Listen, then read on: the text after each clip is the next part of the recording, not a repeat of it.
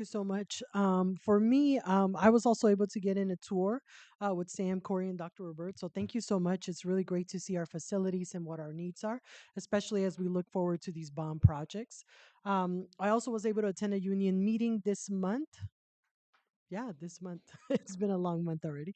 Um, and and from the union meeting as well as outside of the union meeting, receive overwhelming feedback on that student free day, which was great professional development for our staff, not just our certified, but also our. I'm sorry, the word just escaped me. Our classified staff, sorry. But it was really, really great to hear that. And honestly, one of the biggest things about that student free day is that it was the first time our board was divided. And the first time we tried to pass it, it was 2-2. And then once our fifth board member joined us, we were able to pass it 3-2. So it was really cool to see something they were so divided on have such a great impact on our staff, which we know that if our staff are prepared, then they're going to be amazing for our students. And that's exactly what we want. So super happy that we can be innovative here at Osborne. And then at the end of this month, I will be attending the National School Board Association Advocacy Institute with Dr. Robert. And so I'm super excited because we do get to have a day at Capitol Hill Day. And so we'll be meeting with our legislators to make sure that we're advocating for our public schools. And that's it for my reports. All right.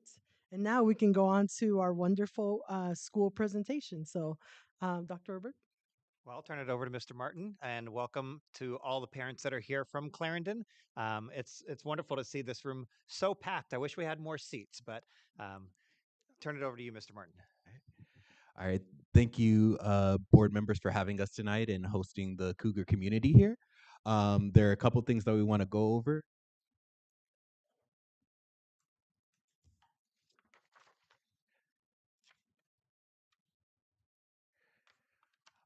So we're all pretty familiar with our district mission, where the Osborne community advances the full potential of every child by developing emotional intelligence and academic excellence. In the past, we've been able to highlight a lot of things that we did, whether it's extracurriculars or during the school day, things that we've done to build emotional intelligence. And tonight, we really wanted to highlight some academic excellence as well.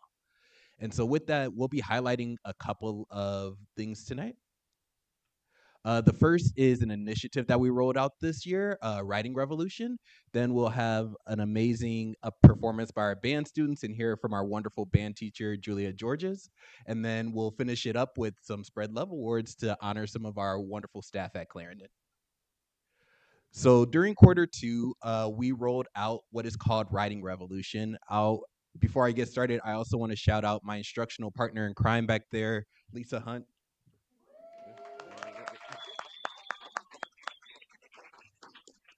She's just phenomenal, and it's a dynamic duo working together to focus on instruction at Clarendon. But what we rolled out is Writing Revolution. So last year we really focused on right from the beginning, which focused on the structure of writing for students, and students have really solidified in that. So we wanted to continue to push ourselves in writing because we know that students need that in order to be effective communicators. And so what it is it focuses at the sentence level, because if you can't write a good sentence, you can't write a good paragraph, and you can't write a good essay. And so it really starts at the sentence level and building those skills. Um, and so what we did during the rollout is our leadership team, our mentor teachers. If you're a mentor teacher, please raise your hand.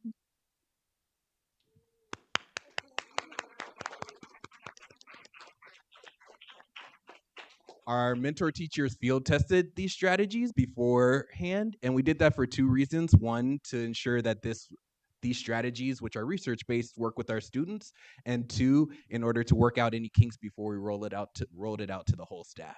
And so during cycle two, we really focused on developing mini lessons and activities that focused on evidence and elaboration, as well as conventions for writing.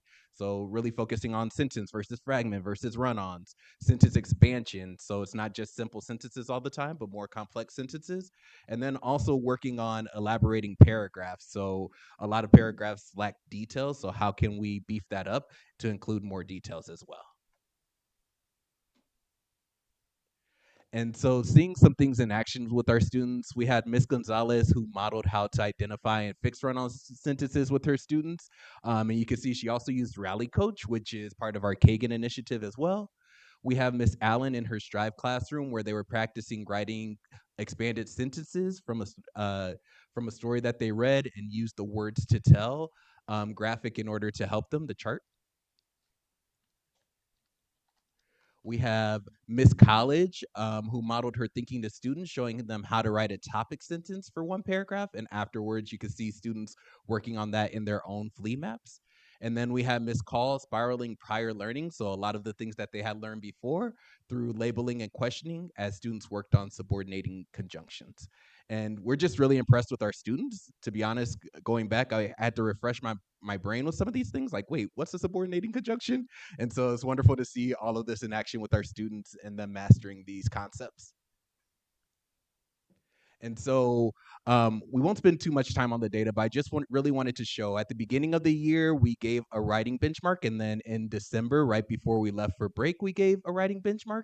And we won't get into the percentages, but I just want you to see the shrinkage. We want to see shrinkage in red and an increase in all the other colors, especially blue and green. So you could take a look at 4th grade, 5th grade, and then 6th grade. And so we really believe in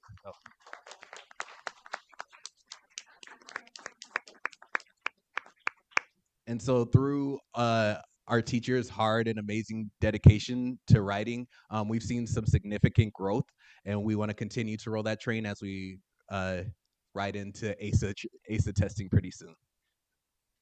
And so, in terms of our continued implementation, our mentor teachers who raised their hands earlier will continue to work on implementing these strategies based on the student data that we see to prepare for ASA during our team meetings. The leadership team will also field test additional strategies to look into next year. What strategies do we want to roll out based on what we're seeing from student data? And then really working with the leadership team as well to create a 4th through 6th grade writing continuum to say at the end of 4th grade, here's where we want all our students to be with writing, 5th grade, 6th grade, and ensure that it's aligned to the writing standards as well. All right. And with that, I'd like to welcome our wonderful and amazing band teacher, Miss Julia Georges. She's quite the blessing to the Osborne community, and we're very thankful to have such a wonderful teacher and wonderful person to work with every single day. So give it up for Miss Georges.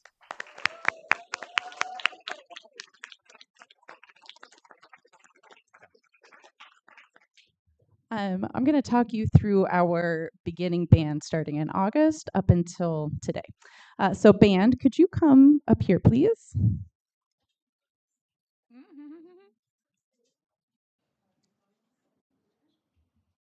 I have someone move the podium?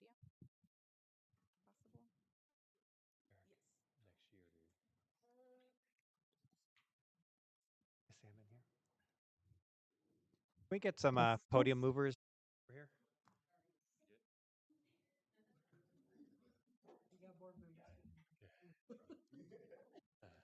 Thank you all so much for coming. I know this is short notice and uh, something different, and it's always great to have so many kids show up for band. I love it. Thank you.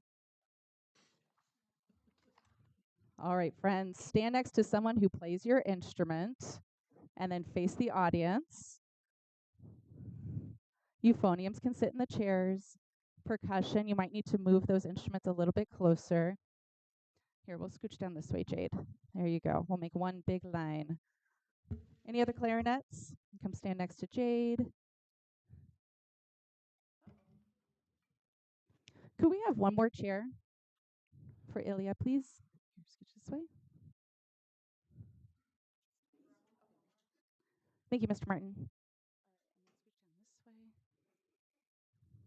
All right. You're good. You can stand. That's great. We look great. Okay. My name is Miss Georges. This is my 13th year teaching band in the Osborne School District. I have always been at Clarendon and at Osborne Middle School, and I'm here to tell you that our district stands out because we do start band in 5th grade at Clarendon, and we get to meet twice a week. So in August, all of the 5th grade students, raise your hand if you're in 5th grade. all the fifth graders come to the band room for the first time and they hear what I call my dog and pony show. They get to hear me play all the instruments and talk about big shiny things.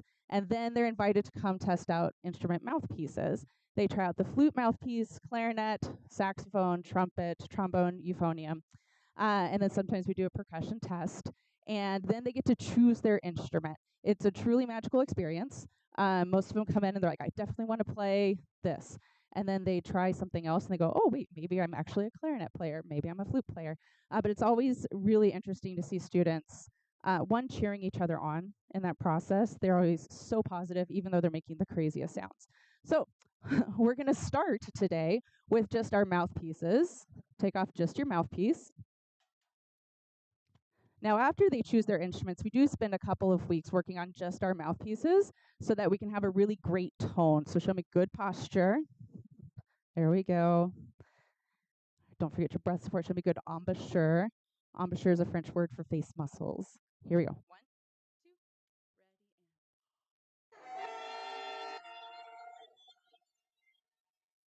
ready, and give them a round of applause.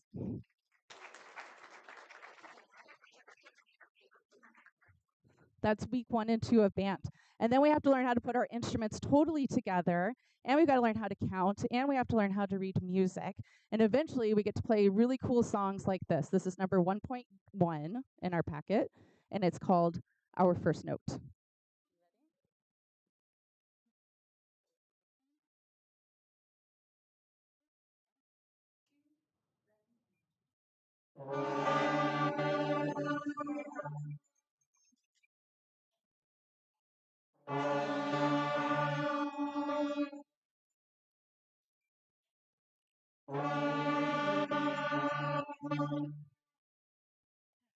Give them a round of applause. And for a long time, our music sounds like that. It sounds like one note at a time, and then we learn another note, and we do a couple of sounds, and it's very simple. Then after we learn 3 notes, something magical happens, and we can suddenly play a lot of music. And my favorite song is Hot Cross Buns, because if you've been to any of my concerts, you know that it's still my favorite song 13 years later, because it represents the beginning of something really special. Anyone who has ever played these instruments started with hot cross buns. If you played the recorder, you played hot cross buns. Even if you don't remember it, you're going to recognize it. You know. So here we go. Our first song, Hot Cross Buns.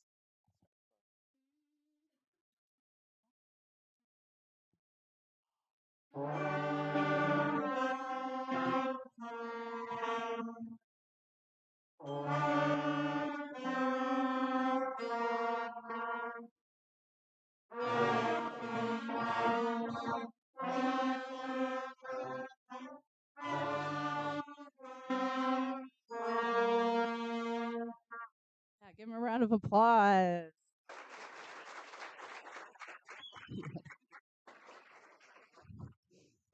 Again, I want to say thank you for allowing us to have band. We know that music is so important.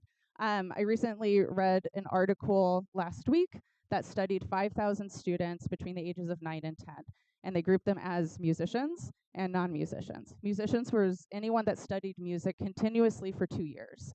And what they found is that the musicians' vocabulary grew significantly more than the non-musicians. And so I think the more that we can do music in our schools, the greater growth that we have for our students. And that study also pointed out that it happened across all neighborhoods, which I thought was super important. So to finish this evening, we need some audience participation. We are going to play We Will Rock You.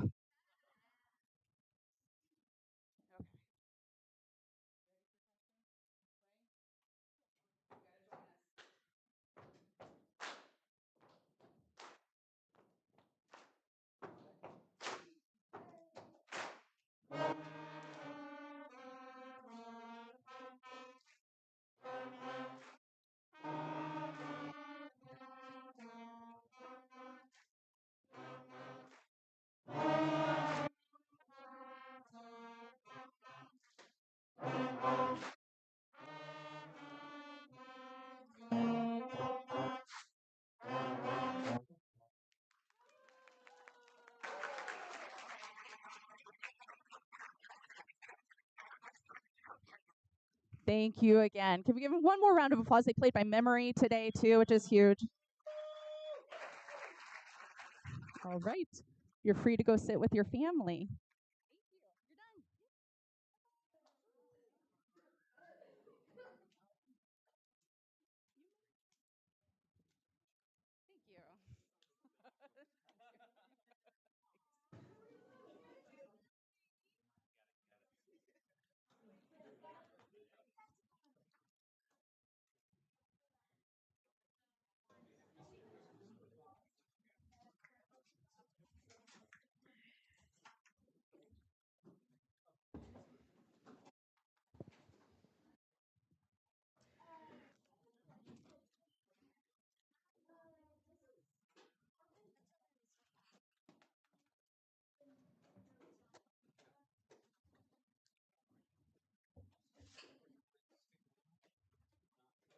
you.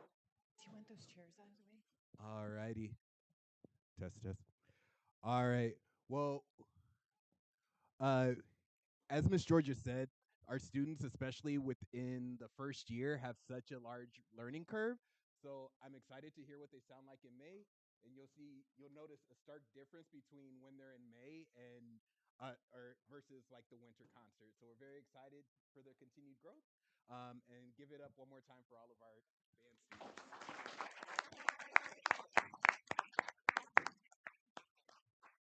All right. And to wrap up our presentations, we're going to go ahead and get started with our Spread Love Awards, where we are able to highlight some of our staff members from Clarendon for showcasing some of our district core values. So if we could go ahead and start with Miss Stephanie Gonzalez. Come on up.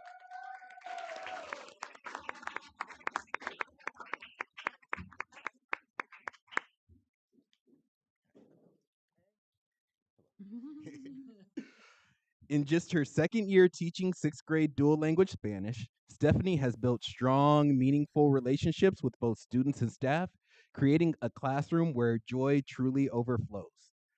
Her positivity is felt across campus, and her commitment to celebrating culture was especially evident during Hispanic Heritage Month, where she created and filmed student and staff interviews to honor and uplift Hispanic culture.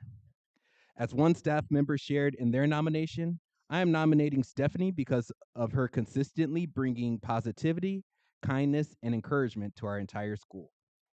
Stephanie's joyful spirit and dedication make a lasting impact on our community. Stephanie Gonzalez is a shining example of our core value of joy, and we are proud to celebrate her as the recipient of the District Spread Love Award.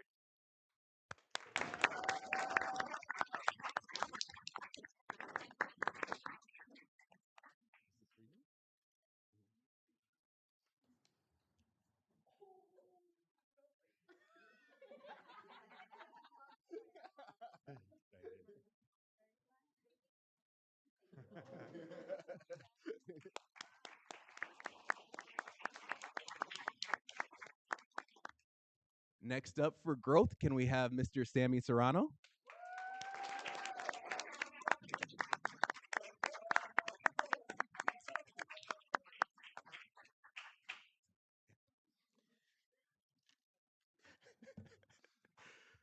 Sammy Serrano is a deserving recipient of the District Spread Love Award for the core value of growth, and we are proud to celebrate his journey at Clarendon. Now, in his official first year teaching fifth grade dual language Spanish, Mr. Serrano previously interned on our campus last year through the AZTR teaching program, where we saw early on his strong commitment to learning and improvement. Over the past year, he has grown tremendously from a sixth grade intern teacher to a confident, reflective classroom teacher who builds meaningful relationships with both students and staff. As one colleague shared, he creates a safe, welcoming classroom environment where students feel valued and respected, taking the time to truly get to know his students and listening with empathy, which leads to strong engagement and academic growth. Clarendon is incredibly lucky to have Mr. Serrano on campus as both a teacher and a mentor to our students. And this award is a well-earned recognition of his continued growth and positive impact on our community.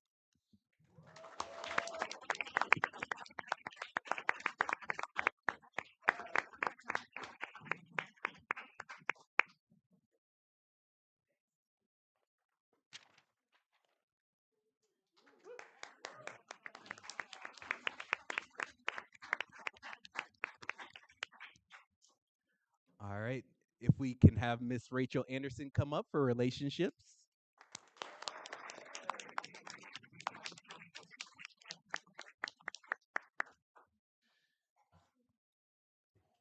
Rachel Anderson is truly a deserving recipient of the District Spread Love Award for the core value of relationships. As our school's social worker, Rachel builds strong, authentic connections with both students and staff, creating a foundation of trust and care across our campus. Through her one to one check ins with students, small group character instruction, and tier one classroom presentations, among the many other ways she supports our community, Rachel has a profound and positive impact on the Cougar community. As one staff member shared in their nomination, Rachel is always so positive and has great relationships with teachers and students. I couldn't teach without her. And this is off script, but I couldn't do my job without her as well. Rachel's compassion, dedication, and commitment to relationship makes Clarendon a stronger, more supportive place for everyone.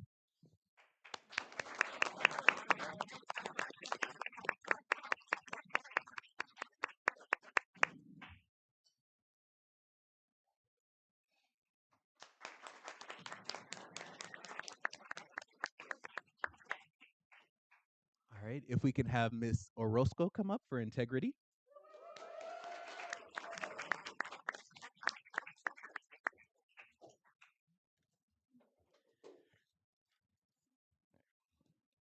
Maya Orozco is a deserving recipient of the District Spread Love Award for the core value of integrity. As our fifth and sixth grade special education resource teacher, Maya consistently does the right thing for students, even when it may be challenging, by advocating for their needs, upholding high expectations, and ensuring services and supports are implemented with fidelity. She approaches her work with honesty, professionalism, and a deep sense of responsibility to students and families. As one staff member shared in their nomination, Maya sticks to who she is and what she stands for, and that is ensuring every student gets what they need to succeed. Maya's unwavering commitment to her values and her students makes a lasting impact on our campus and exemplifies integrity in action.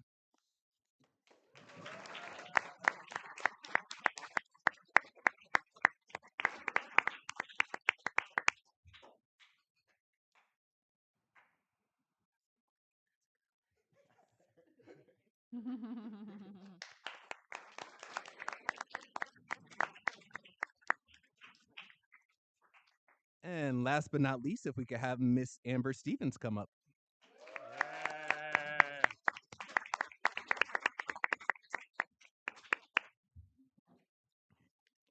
As our district Native American specialist, Amber Stevens goes above and beyond to ensure that our students, families, and staff feel seen, supported, and represented.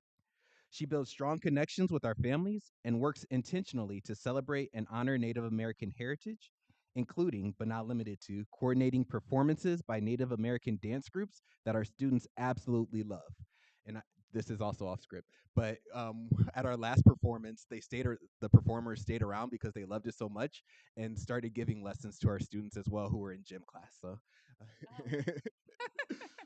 um, Amber consistently advocates for access, inclusion, and culturally responsive practices, ensuring that Native American voices and experiences are valued within our school community. As one staff member shared, Amber goes above and beyond for her students and the staff at Clarendon. She is always here for all of us. Amber Stevens is a deserving recipient of the District Spread Love Award for the core value of equity. Amber's dedication to equity strengthens our campus and enriches the learning experiences for everyone.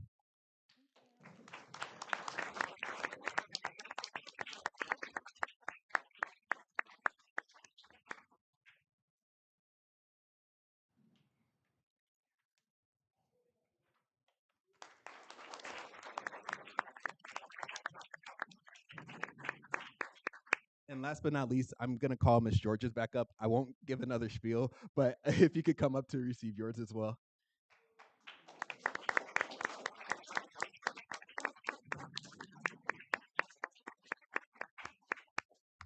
And so to wrap us up, I just want to say a big thank you to all of our Cougar community for being out here, families, students, staff. Thank you all for coming out and supporting, and thank you for being there for our students each and every day. So thank you all.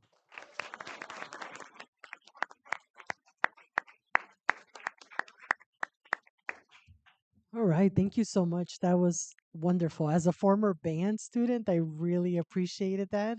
I know as we were standing there, I told Ed I used to play the clarinet, and he said he played the trumpet. And then Clerk Ford said you played the trombone. Did y'all play any instruments? I know that's what I was thinking. So if you wanna, work with us, All right, thank you all so much. And then, Dr. Robert, you have some Yeah, announcements. just a couple quick announcements. First of all, did you guys take a look at those beautiful, beautiful instruments that they were playing?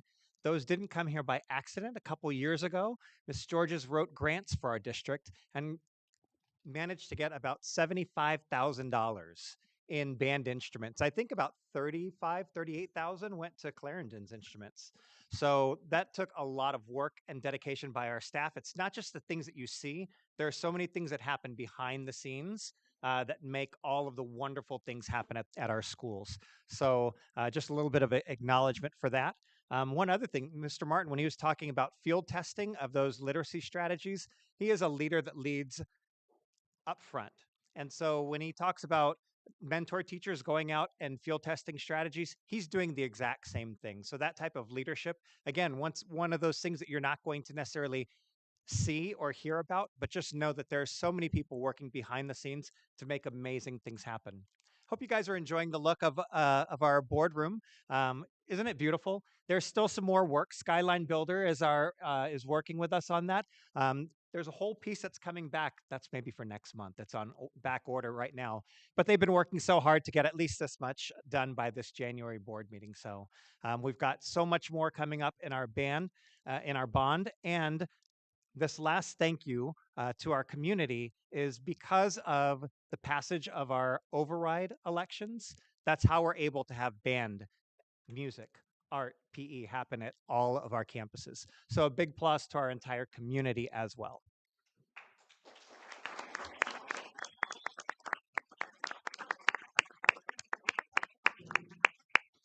Thank you so much again, everyone, for being here. We truly appreciate seeing a full boardroom and just the joy, right? But we're gonna go on a quick recess. So if everybody can be back here by 6:15. Thank you.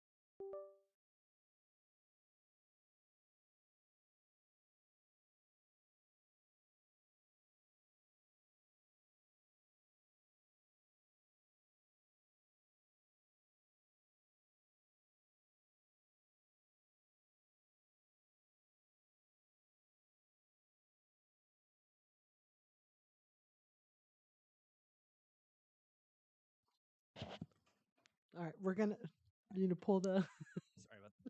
Yes, go ahead. Just want to make one note in the consent agenda. I noticed in the minutes there was one. There was, I believe it was the incorrect meeting for the December 2nd minutes, and I think those were minutes that we had corrected in the previous meeting. So just want to make sure we pull those uh, before we vote. perfect. Would you like to change your motion to I'd like to move to approve the consent agenda as corrected and amended. perfect? Do we have a second? Second. All right, it's been moved and seconded. All those in favor? Aye. Aye. Aye. Any opposed? All right, motion carries. All right, next item on the agenda is our board presentation. So it looks like we have a presentation by Director Emerald Woodland.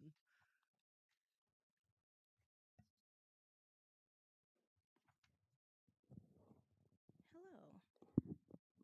Good evening, Board President Ramos, Board Clerk Ford, as well as members of the board and Superintendent Robert, and everyone here.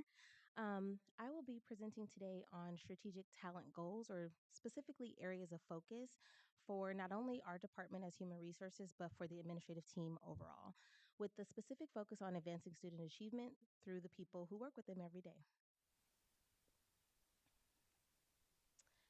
As Principal Martin already mentioned, our mission, the Osborne community advances that full potential of every child by developing emotional intelligence as well as academic excellence. We do so via our vision or work towards our vision of every child supported on their path to a thriving future. And of course, we also have our core values, which are there. However, and what does that look like as it pertains to human resources and our strategic evolution as a department, as well as an administrative team and district? In 2022, January to be specific, when I assumed this particular positionality, our department, and please correct me if I'm wrong, but our department was more so on the left-hand side, traditional HR, more compliance focused, potentially a reactive approach, if you will, transactional processes and administrative tasks. Absolutely nothing wrong with that because you have to have those particular pieces. It keeps us out of the news. It keeps us out of the court, if you will. However, we also want to grow as an organization because growth is one of our core values. As such, year after year, from the 2022 school year through this one, which is 26, so it's been 4 years with our team, we've really looked at how and to what extent can we grow and change. And that's looked like moving towards a more strategic talent management. So that is student outcome focused, proactive planning, strategic initiatives, and data driven decisions. With that key insight at the bottom of when we invest in our people, we directly invest in student success. I know that we've talked about from our work study sessions, obviously to board meetings, and then throughout our day to day work as well. We're always focused on student outcomes. So this particular presentation is really looking at how does the humans or the people that work with our kiddos, how does that connect to student outcomes?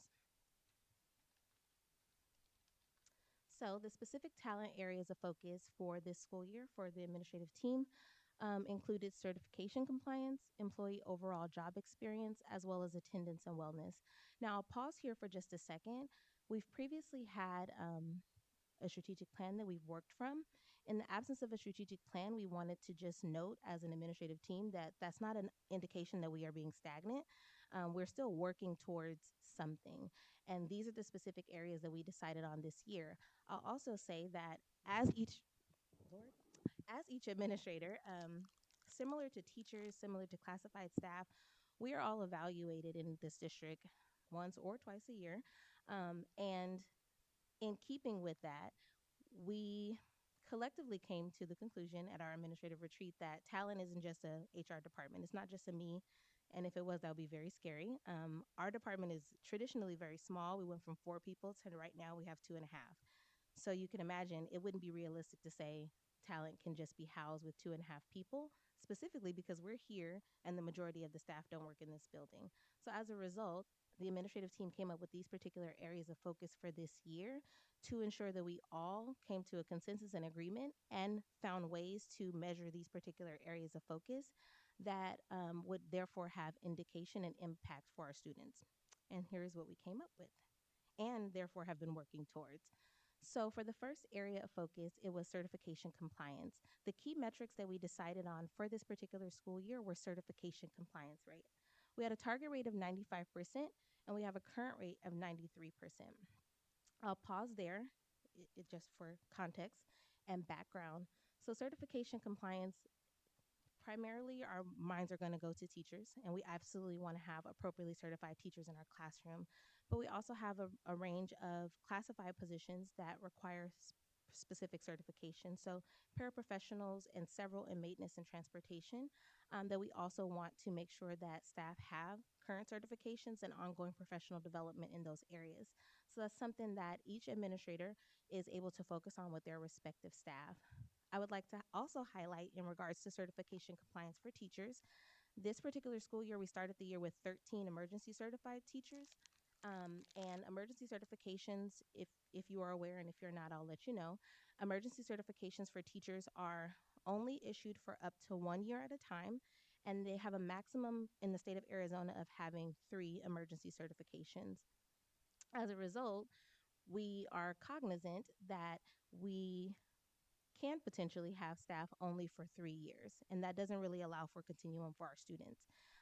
So, with that in mind, we've had our administrators focus on supporting those particular teachers to either enroll in a non-traditional teacher teacher program or ensure that they are matriculating through if they are. As a result, we've had, I think, one teacher at Encanto, one at Longview, and 2 at Solano complete the necessary requirements for full certification this school year. So as we started with 13 emergency certified teachers, we're now down to just 9, which you will see reflected in our current certification rate. Second, the second metrics is proactive renewal rate. So that leans back into our office as well as administrators at the specific sites, just letting staff know your certification in this might be expiring. What is your plan? Our office reaches out to staff at the 6 month, 3 month, as well as 1 month mark to make sure that no certifications are lapsing at any time. And you might be asking, what is the connection? The impact on students is that properly certified staff um, ensure that our students receive instruction from qualified professionals. That is on the educator side. But this also protects our educational equity as an organization. It maintains our legal compliance across any employee title. And then it also builds stakeholder confidence in our district to say 93% of our employees are appropriately certified.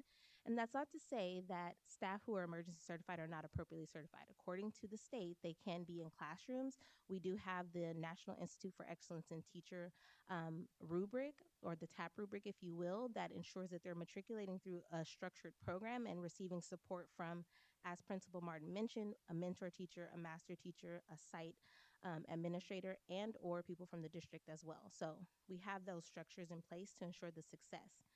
And I'd like to make a connection to our core values. This has a core value connection of integrity. We're doing what's right for our students by ensuring every staff member is properly qualified. Focus area 2 for us was employee experience. Our key metrics in this area, again, falls back into the administrators. We had feedback directly from staff pertaining to the time to fill. So if, for example, I actually have a vacancy in my department as of next week, Thursday, but if it takes me 45 days to fill that, that's going to be felt on every other member in my team and or every other member in the district that relies on that particular position. So as an administrative team, we committed to reducing our time to fill position vacancies. Some have been a little bit more interesting and a little bit more difficult to fill. However, that was our commitment to reduce it from times past. We also are leaning into additional key metrics, including but not limited to stay interviews. This is our first year as an administrative team collecting stay interview data, and we are seeking to maybe have some comparison to years in the future. Stay interview data is specifically looking at what contributing factors might have a staff member stay past this first year in our organization. Working conditions analysis is something that we already do, but we will be looking more closely at that particular data, which is collected in the winter, as well as at the conclusion of the school year. And finally, we have exit interview data that we also analyze as well. So what is the connection? The impact on our students. So research shows that teacher retention and satisfaction directly correlates with student outcomes. I'll take it a step further and says that The more staff we can get to come to Osborne and stay in Osborne who are also satisfied with their job will have a direct impact on students. That's the crossing guard, that's the bus driver, that's the Sam who goes and fixes the AC and so forth, and his team. It literally is every single person. And stable, engaged staff build stronger relationships with students, and they maintain instructional consistency from year to year. So, if we can keep them and they're satisfied with their roles, that is a good impact for our students. Our core value connection is growth and relationships. So we're investing in our people so they can fully invest in students. And finally, our focus area 3 was attendance and wellness for all staff, including us. So that looked like our key metrics were wellness offering participation. We have a slew of offerings annually, including a vaccination clinic for staff. We have physical therapy that's coming, I think, next week. And we have other partners through our benefits as well as through other local organizations. So looking at how many of our staff are participating in those particular things and how and to what extent might it be showing up in our working condition survey. And then secondly, looking at substitute usage rate, just because that was a new limitation that we had this year based on budgetary constraints, but looking at that particular data. And the connection there or potential impact on students is studies show that each 10 days of teacher absence equals a 1 to 2% reduction in student achievement. So improved attendance means consistent instruction and relationship building with students every single day, meaning we're working to make sure that our staff are here because it has a positive impact on students. I think this actually has a core value connection to all, but we specifically wanted to highlight joy because when our staff feel well and are supported, then they bring their best selves to students daily. And that's what we're focused on this year. And I just want to say one more time that this wasn't an isolation. It wasn't a HR department came up with these things. This was the entire administrative team at our retreat in June. Perfect. Thank you so much. Does anybody have any questions, comments? Madam President, Dr. Emerald, great presentation. Thank you so much. You mentioned strategic plan at the kind of at the beginning. You were referring to the district strategic plan, the one from 2020, or is this something a separate HR specific strategic plan? Yeah, so actually, I may have misspoke, but what I was alluding to is that we don't have a current strategic plan that kind of leads our people initiative, if you will. So in the absence of having one that we can, kind of plot and say this is what we're working on for this particular year, this particular 2-year frame, our administrative team is very committed to consistently moving forward. So this is something that we all committed to for this particular year until that's finalized, because I'm aware that it's in the works. Cool.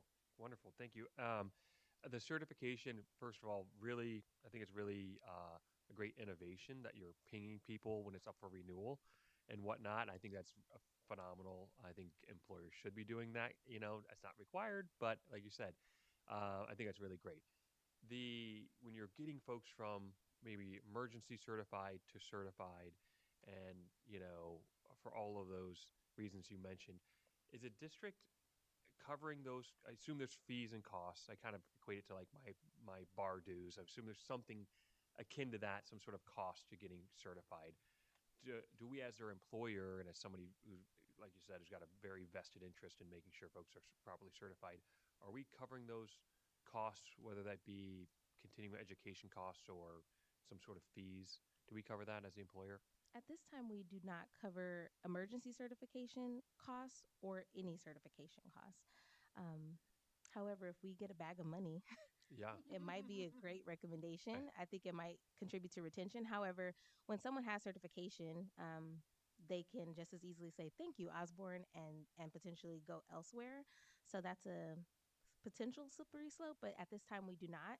There is capacity if the budget permits. Yeah, I would love. I know there's a lot of pulls on the budget and a lot of bags of money we're looking for, but that would be something I would love to see us do for all the reasons that you pointed out here. I think that's one of the best ways for us to get to hit those goals is to then say, "Yep." And money's tight, especially for teachers, and Mm-hmm. so if we should, as the employer, I think we should be paying for those things. So I'd love to see us that part of the discussion as the in addition to all the other needs in the district to that be to be a part of that discussion. Understood. I think that from my limited perspective, I think emergency certification might be a plausible initial step because we have such a small number.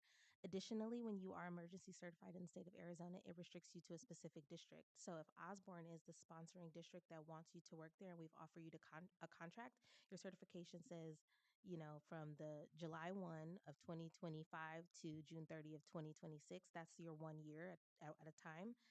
And it also says Osborne. So you are restricted to only teaching in our district. So just a little context there. Thank you. Mhm. Perfect. Any other questions? Thank you, Dr. Woodland. I had a question on the working conditions analysis and kind of just the process and timeline of that, of when, how it's reviewed, and kind of who goes over it, and then kind of what steps, if any, because I mean I'm sure there are things in there that they're great ideas, but they're not going to happen, right? But what analysis happens after that information has come in? If you could go through kind of that process to see, oh yeah, lots of people are mentioning this. See if we can do that. Like, what kind of process is that? I would say it's pretty tiered actually. So initially, all of our working conditions data comes into Miss Melissa Robinson over there in the black blazer. So she is the first person, and then she disaggregates the data from there according to department and or according to school site. And then from there, each individual administrator gets to see their specific data, and then we work through a process collectively of what does this data mean and how and to what extent can we pivot and make adjustments to address the specific concerns that may have come up. Our working condition survey, and I'll say this in my limited perspective again, um, it is Likert scaled. So there's that. And there is capacity for some open endedness, but it's Likert scaled primarily. And it was Did that mentioned address? too that there's winter as well as spring data. The winter data is just kept internally, Mm-hmm. within the administrators, because it's not used for. It's just kind of a dipstick check, Mm-hmm. just kind of checking to see what's the current feeling at that midway point through the year. It's shared back with the administrators. The spring, and it also doesn't include all 6 domains Mm-hmm. of the working conditions survey. The spring working conditions survey is done over all 6. There are two. See if I can come up with these off the top of my head. But of the 6, the 2 that are not done during the winter time are the time and the well, let's see. Melissa, can you help me out with these? Um, Mhm. I love that. It is, yeah. Mhm. so there's leadership. That one is done twice a year. Decision making is done twice a year. Empowerment is done twice a year. Time and resources are the 2 that are not done during the winter. And I'm trying to think of what the 6th one is. Professional development. Mhm. Um, One thing that I encourage of all of our leaders is to be open with staff about what, goal setting. Hey, here's something that we're working on. Here's some things that I got in terms of feedback from you, particular items on that working condition survey. And here's ways that I'm trying to work on that during the year so that people are aware of that data as well. Just sort of follow up on when you say this. There's a spring survey. When is that? It's done in May. In May. So right before we leave for the Okay. summer. Is that enough time to then make changes ahead of school in, you know, 2 months later? Well, Or when it's a limited one and but the December one is actually more robust? Does that make no, no, sense? no. The spring one is the more robust. Right. Winter does, yeah, yeah. But if we're doing the robust one that late in the year, is that enough time to then make those changes ahead of the first day of school? I think so because the first place that we look at those working condition survey are on our admin retreat, which is just a couple weeks later. So Mhm. it's some of that data that goes into us doing our whole team goal setting, as well as the beginning of the year conversations that each of us administrators have with, or that I have with, with principals. There's those academic, or there are goals that they may set for themselves based on the principal standards rubric, but also other goal setting that doing based on those working conditions and other issues, within the school, or areas that they look to see improvement on, outside of just the standards rubric. I have a question. Board member Hermis's question kind of sparked a question from me. I don't know of any school district that pays for certification for teachers, unfortunately. But one thing I was thinking of is not only do you have to go to the Department of Education and pay for your certification, but you also are required to document your professional learning because your Mm-hmm. professional learning is part of what will get you recertified. So, can you speak to the professional development we offer in Osborne and if any of our certified staff need to go out and get supplemental professional development or hours, or if they're employed here in Osborne, that will cover it? So, for example, I'm a teacher in Phoenix Union. I don't need to go out and get additional professional learning because they document all of the things that I do throughout the school year. That Mm-hmm. will be sufficient for the Board of Education. Yeah. Absolutely Oh. guaranteed. 100% of the professional development needed for recertification is done within Osborne, Mhm. especially since they've cut down on the number of hours that are needed. I believe it's just 45 hours Yes, that's it is. required. It used to be 180 hours, Mm-hmm. And but you because had 6 years to do that 180 hours. mm-hmm. But there would be times where I would need to go and take classes in order to fill that. Right. Yeah. And that would be out of my own pocket. So I'm Yeah. glad that we're able to provide that for our staff.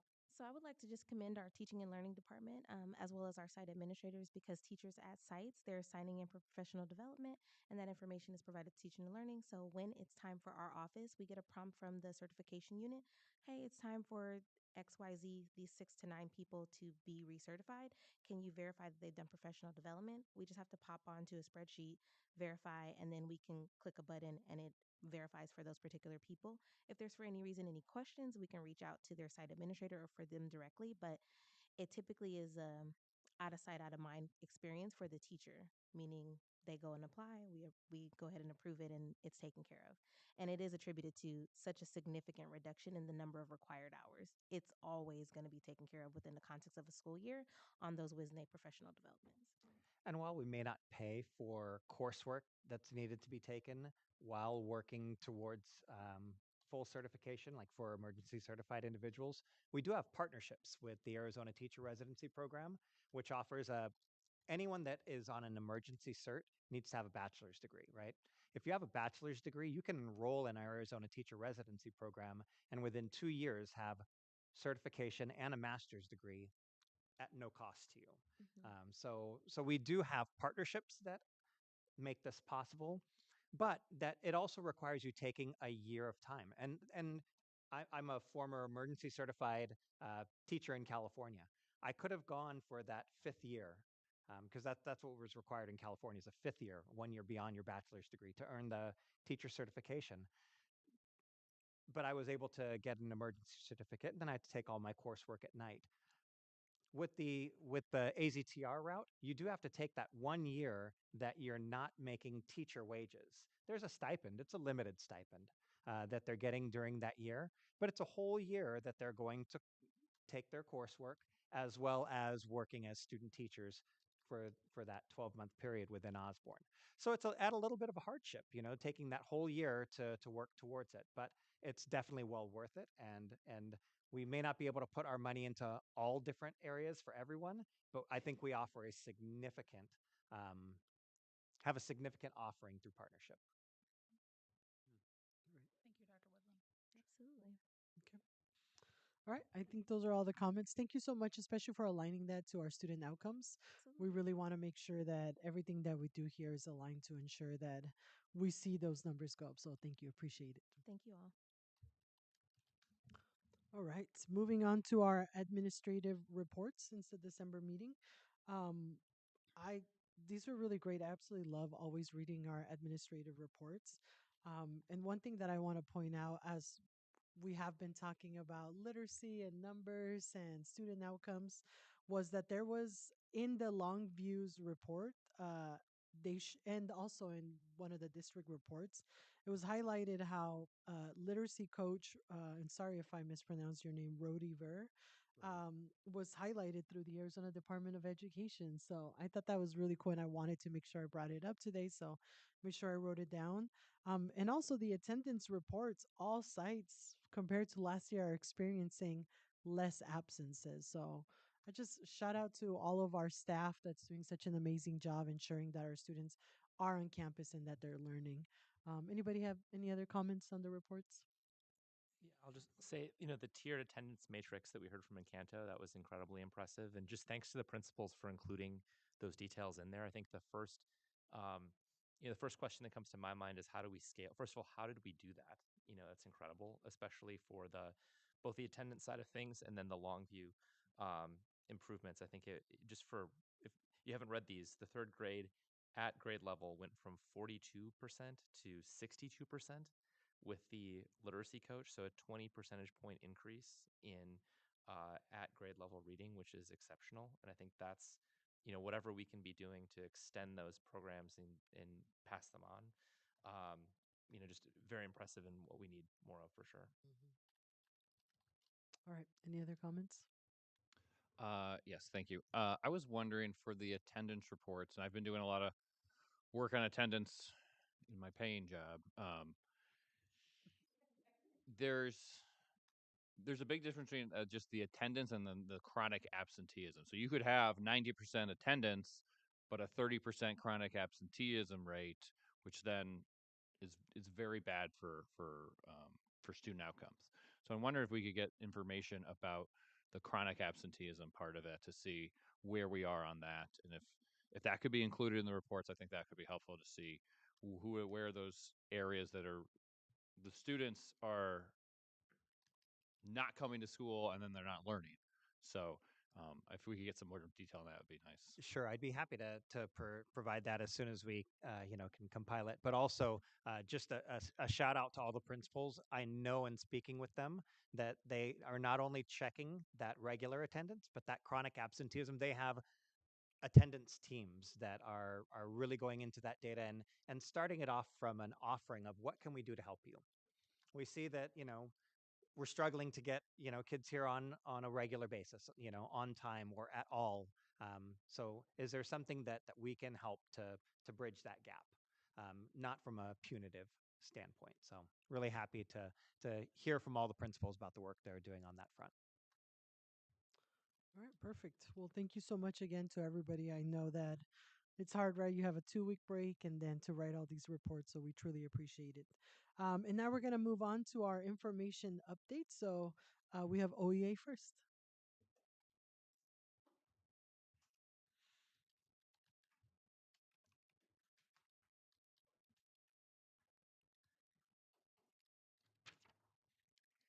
Perfect. Good evening, President Ramos, members of the Governing Board, and Superintendent Dr. Robert. We are happy to provide you with an OEA update since the last Governing Board meeting. During these updates, we will continue to share information related to our monthly general meetings, unit activity, collected feedback we have received, as well as any pertinent information or recommendations about board agenda items. Part of the continual ongoing work that OEA does is to support employees through their advocacy needs. We will provide month by month totals that reflect the number of active advocacy cases for each month. For December, we have 7 advocacy cases. Since the start of 2025-2026 school year, OEA has provided support for a total of 19 cases. On our January OEA meeting, was held at Clarendon School. We were joined by Board President Violeta Ramos, and during this session, staff shared input and feedback on the Monday staff only workday, policy, GCK professional staff assignments and transfers, and other staff priorities, including travel compensation. Staff feedback strongly supports the student-free workday, highlighting its importance for intentional planning, student preparation, and a calm, organized start for students in 2026. Staff expressed an interest in a collaborative review of transfer practices with a focus on clear communication, timely decisions, and transparency around vacancies and campus transfers. Additional clarity on how internal staffing aligns with external partnerships, such as Teach for America, AZTR, etc., would support smoother transitions and shared staffing planning across schools. Staff also reviewed OEA's meet and confer goals in preparation for the January 13th work study. OEA leadership appreciated the opportunity to share OEA's recommended meet and confer policy during this month's governing board work study. We look forward to continuing to work collaboratively with the governing board and district administration to finalize revisions and move towards board approval. In an upcoming OEA meeting later this week, we will review edits and revisions made to the Meet and Confer policy during the work study and hear staff feedback regarding the changes discussed. In reading the board packet for tonight's meeting, we would like to acknowledge the Human Resource Department's report, the district's transition away from the frontline absence reports to a time clock absence report for leave tracking represents a meaningful step forward. This shift will allow for more accurate data collection and reporting related to subusage, leave, and sick time moving forward. We look forward to seeing the new report in February's governing board packet. And with that, we conclude the OEA update. Thank you so much. All right. And moving on to our winter 25-26 academic data.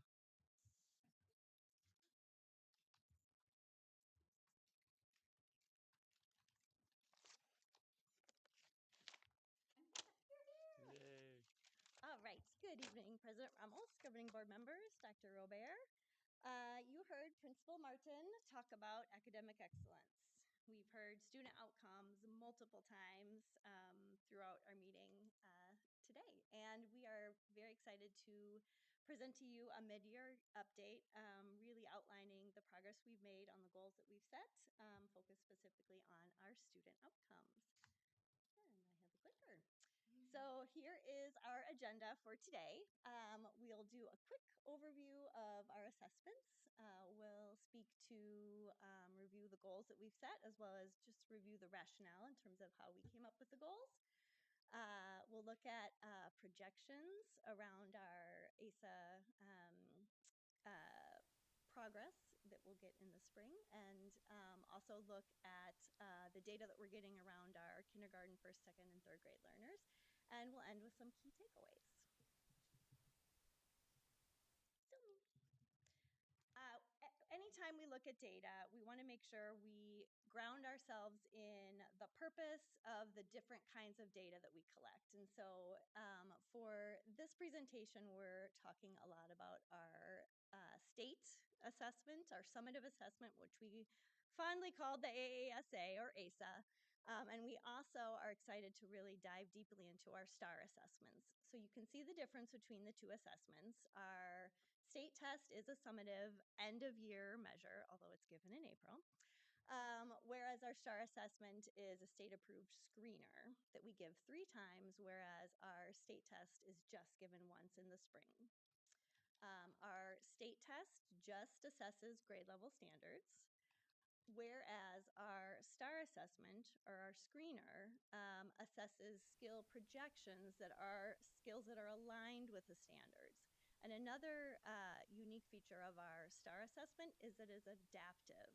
So whereas our AASA measures simply grade level standards, our STAR assessment, because it's taken online, adapts to what students are doing in this a test. So if students continue to get questions right, they'll get higher, more challenging questions, and they may even move up into the next grade level. And it can also happen the other way, where they might dip down into questions that are measuring skills that are below grade level, which then allows us with the STAR assessments to not only measure proficiency and growth, but we can also see kind of above and below grade level where students land. Whereas the data we get from our state assessment simply tells us where they are from a proficiency standpoint as well as growth. So those are the 2 different assessments and the data that we get relative to those assessments.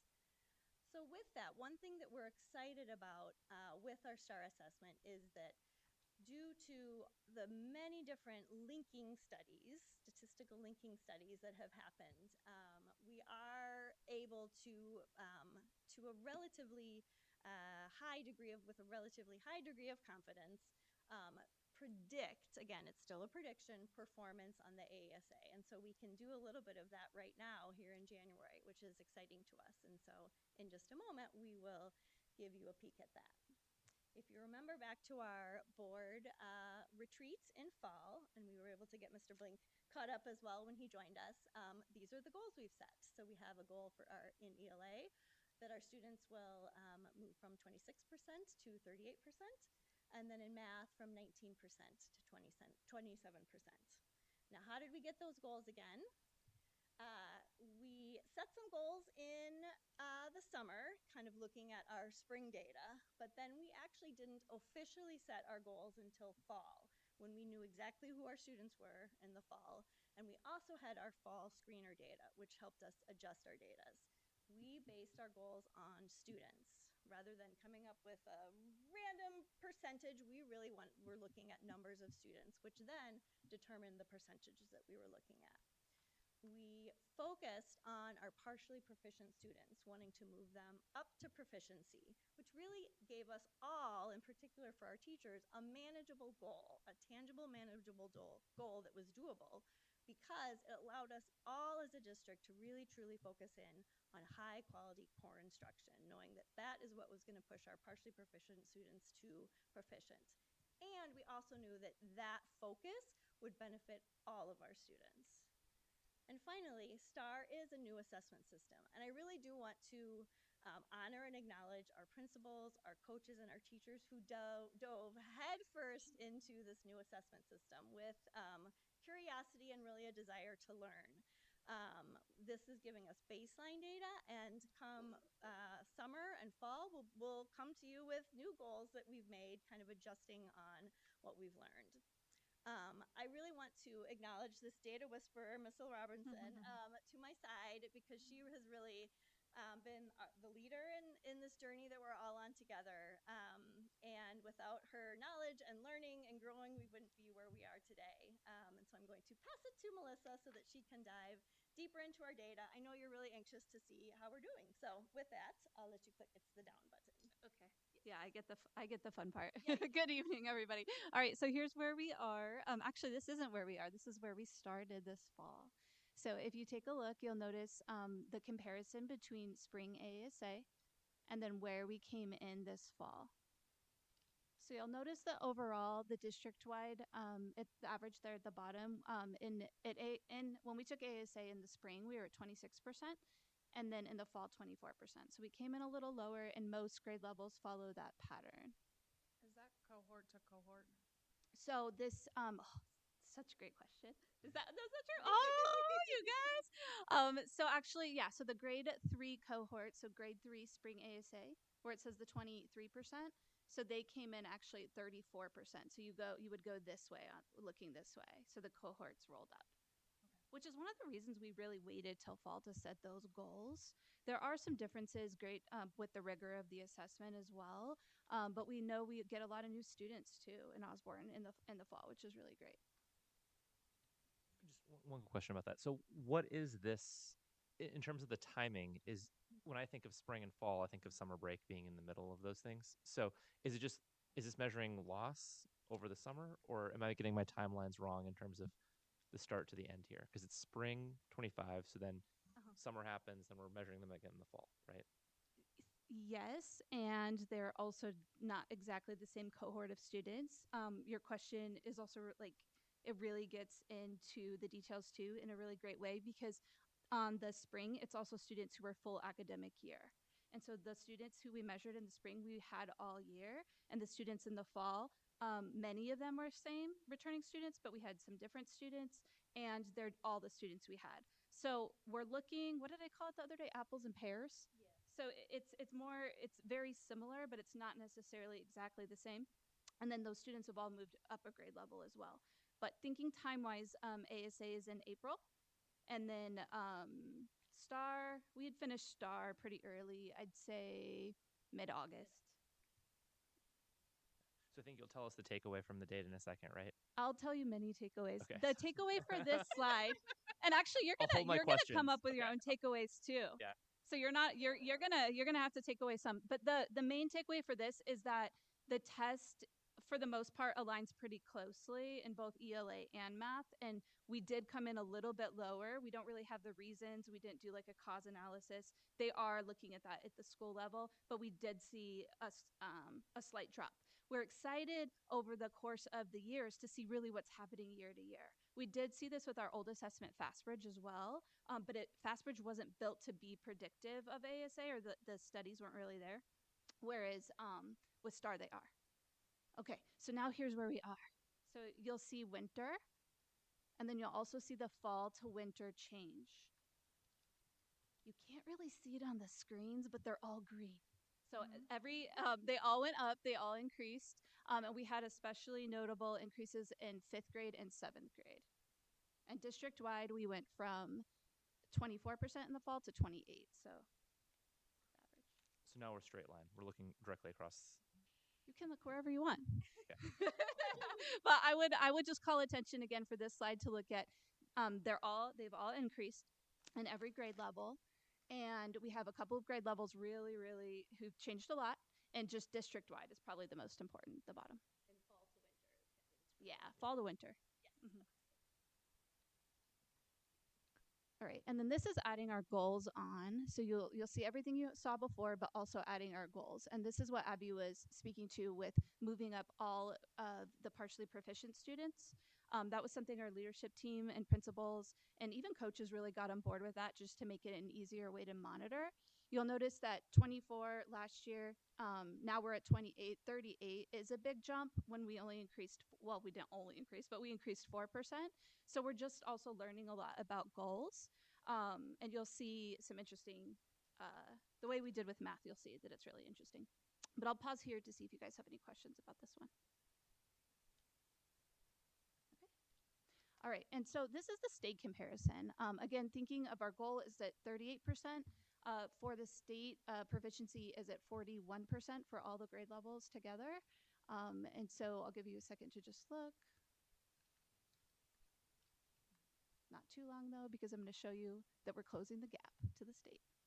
So here is the state averaged and it drops. So if you were looking at that, it's still here, but you can see this is from where we were from the fall to winter, and then the gap that we're the gap from the state in the fall to the state in the winter.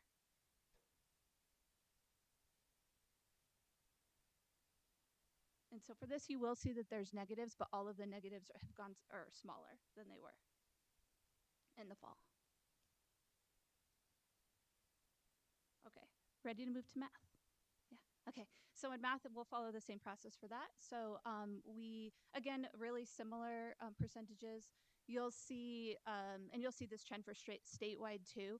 Grades 3, 4, and 5 have higher proficiency than 6, 7, 8. That's a district-wide trend. Here is our winter data and our change. Wow. That's great. Yeah, yeah, wow. And we'll talk a little bit about just some key takeaways at the end, and just again, it's just all of the work. Everyone's been working so hard. But you'll see here, yeah, that big jump, that big jump between 18% all the way to 26. And we have really consistent change in every grade level too, especially third. Third really stands out there. All right, and then looking at our spring goals, so this one also has check marks on. So for math, the band for partially proficient is a lot bigger than it is for ELA. And so because of that, we decided we had a lot of students in the partially proficient band as well. And so we decided to take the part of the partially proficient group and roll them up.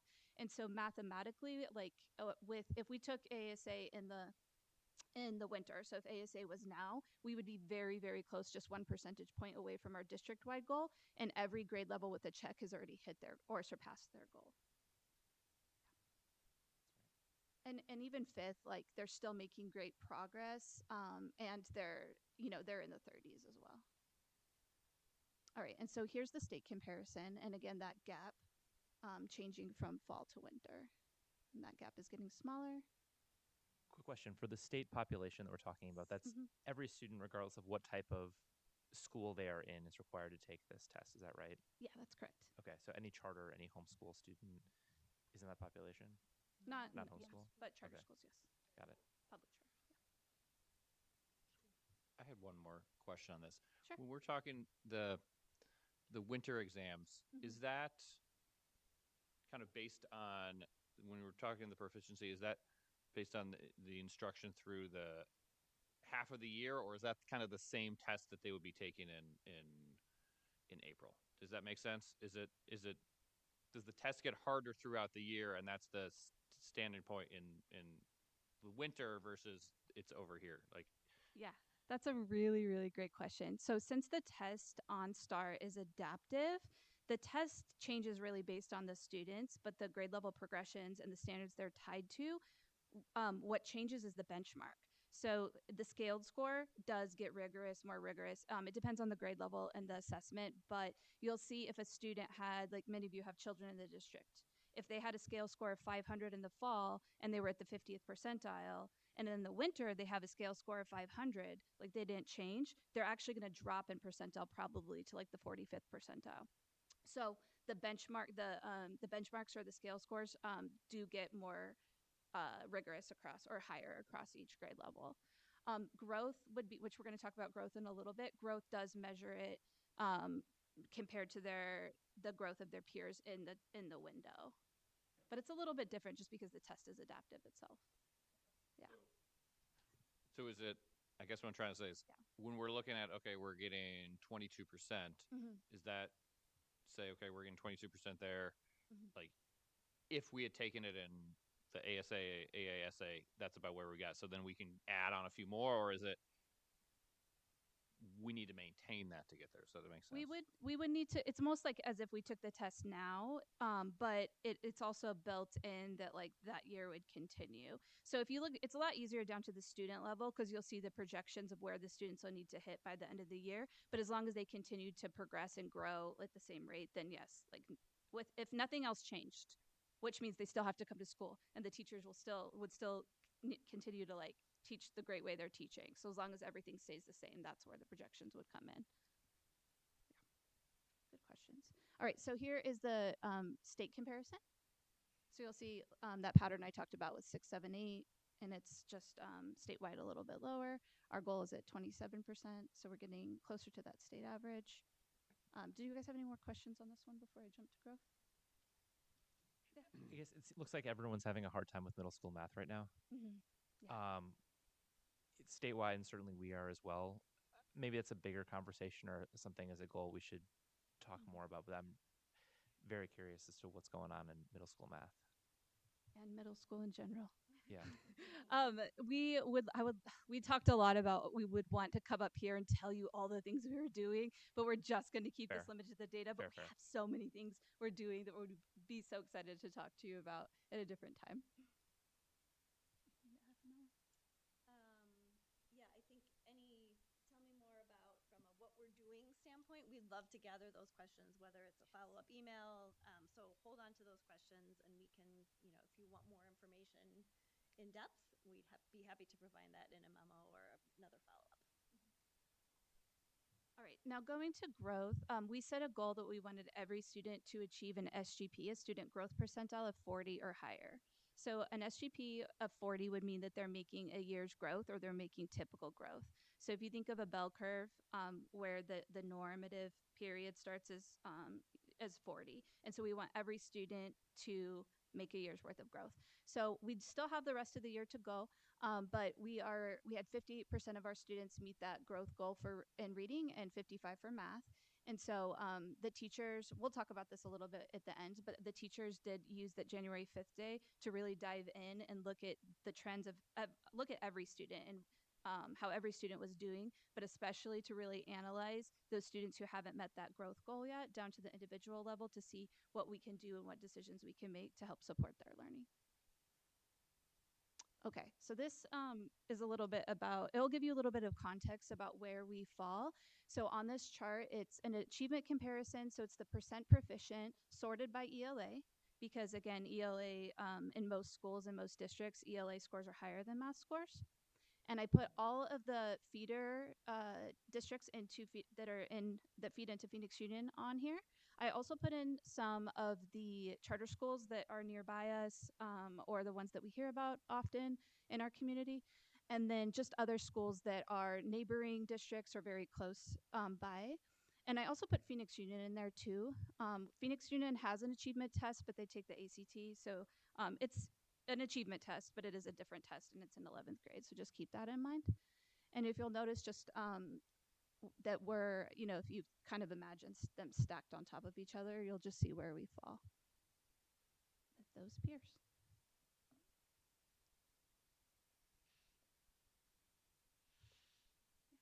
I don't know if this is the right time to ask this, but when does testing start?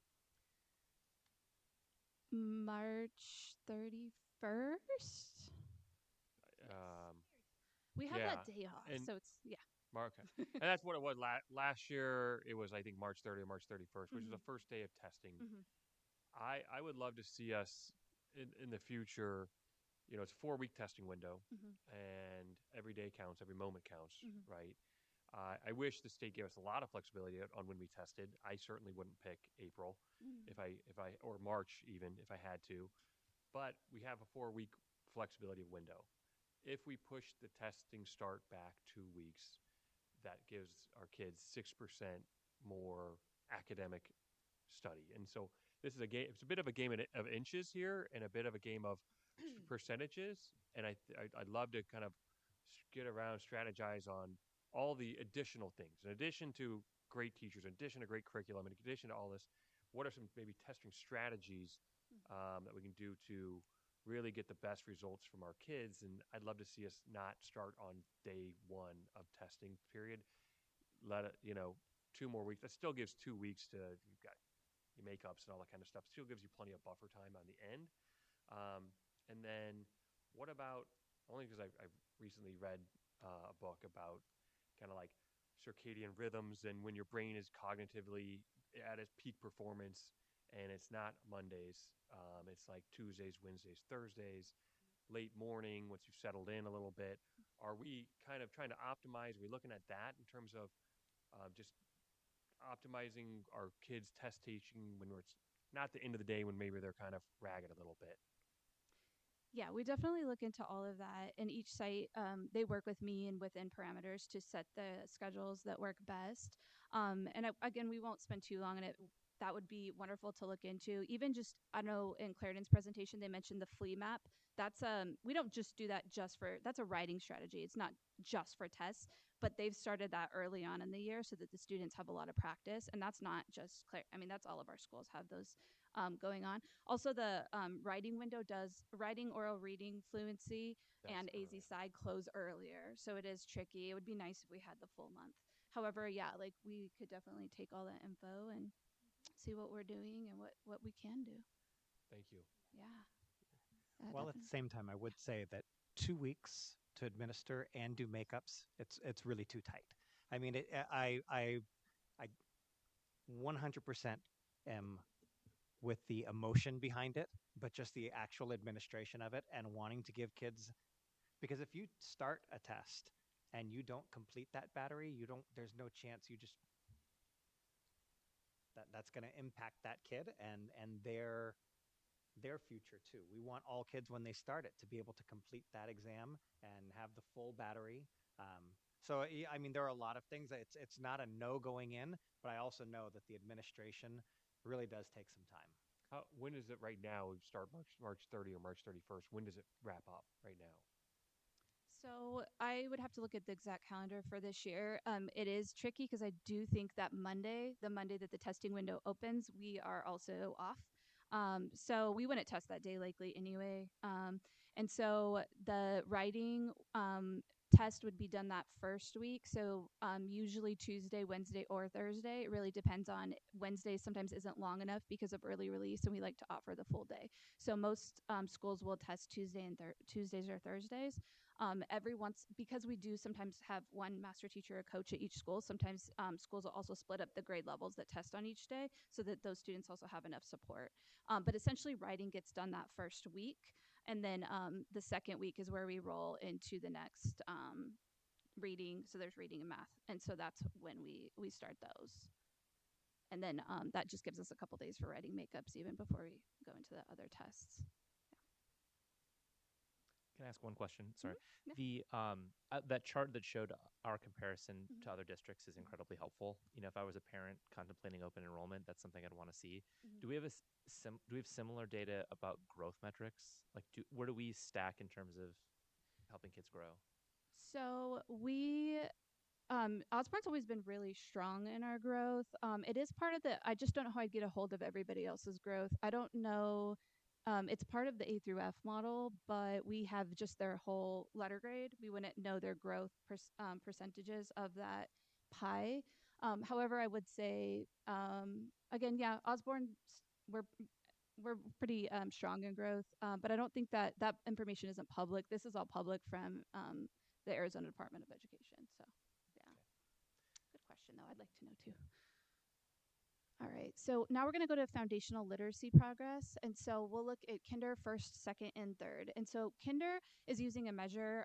We don't get to choose this measure. It is the one that's state approved through our assessment system STAR. And so it's called receptive nonsense words. And you'll see a little sample of it there. The teachers will read a word, and then the student has to select which one. Now, you won't see our at and above benchmark did increase a little bit. We did a little bit of a dive to talk about why, and we've realized that our kindergarten students have really just finished their letter sounds. And so this is taking 3 letter sounds and blending them. And so we are just learning about the assessment and different ways to support them. And again, we can tell you, even looking at some of our schools that are having success and certain teachers, we are diving into how to improve this measure. But I just wanted to let you know the assessment, we're still getting a baseline for it. So for first grade, it's expressive nonsense words. So the students just read the nonsense words here, and so you'll see a big increase in at or above benchmark and a big decrease in the other groups. On watch is also just what we call students who were watching. For second grade, it's passage oral reading, and so again, we have an increase in at or above benchmark and a decrease in intervention. And they get 1 minute to read the passage. That's the same for second and third grade. You'll be able to see a little bit of a difference in the rigor. And then how many words per minute is really where the benchmarks are set. And so for third grade, this is really exciting data because the third grade passage oral reading, the ORF, oral reading fluency, is also part of the ASA. So the students will have to read into a microphone. And so this is not only a great measure for us, but it's a way that we can also prepare them for that test and just reading in general. All right. All right, so our last slide really has us thinking about our takeaways, but we would love to open it up. You've asked some really good questions, which I think indicate what you're taking away, but we want to open it up to you to share your takeaways before we summarize the ones that we would like to point out for you. So, what takeaways have you had? Yeah, I can kick it off. I mean, first of all, just excellent work that's happening in our classrooms, first and foremost. So, when we see that type of improvement over such a short period of time, I'm taking for granted that these assessments are accurate measures of our students' outcomes, which a lot of these are imposed upon you, but I'm gonna take that for granted and hope that is indeed the case. But clearly, really good work that's happening all around. I think we focus on growth, which is great, but there's still a lot of kids who are being left behind, and we have to think about how we serve those students as well. And that's obviously we're all moving that same direction. But I still look at those 8%. We're starting with an 8% baseline of proficient in math at a certain grade level. And how can we even think even bigger on this stuff? Yeah. Mm-hmm. Appreciate that. Yeah, thank you for the great work. I'm always, how hard our teachers work and how hard our staff works, and so I'm always trying to think of what else can we do as a board to support. What other ideas can we bring to the table? What else can we do? Thinking outside the box, just to because we're making progress. There's a lot of wonderful things happening. There's still more that needs to be done, and I appreciate the aggressive goals. And so my mind's always thinking about what else we can do to help our kids achieve those goals. So thank you so much. Yeah, thank you so much. In my day job, I also get to see just where the different districts are and to see how we can support leaders in this work. And it's really amazing always to see and get feedback from other leaders in other districts and Osborne better than us. But as a joke, but it's really great to see just our numbers going forward. So thank you. We do have some. We do. We just a little data summary for us to all walk away with. Yeah, we're really excited, especially in math, to see how close we are to achieving our spring goals, which also then brings us closer to the state average. I think at the January 5th PD day, thank you, board, for approving that day. I think we've heard multiple times how powerful that day was, and it really was a wonderful time for teachers to not only kind of see the big picture at the school and the grade level, but then really to drill down on their student level. So thank you for that day. And really honoring and acknowledging all the work that our principals have done with their action plans. They've sat down and refined them, really knowing that we still have half of a year to make good, well, less for ASA, but to make a big difference. So any other takeaways you would like to? Put them all down. They're there. So we'll close there. Yeah, thank you. Thank you. Thank you so much. All right, now we're moving on after that wonderful presentation.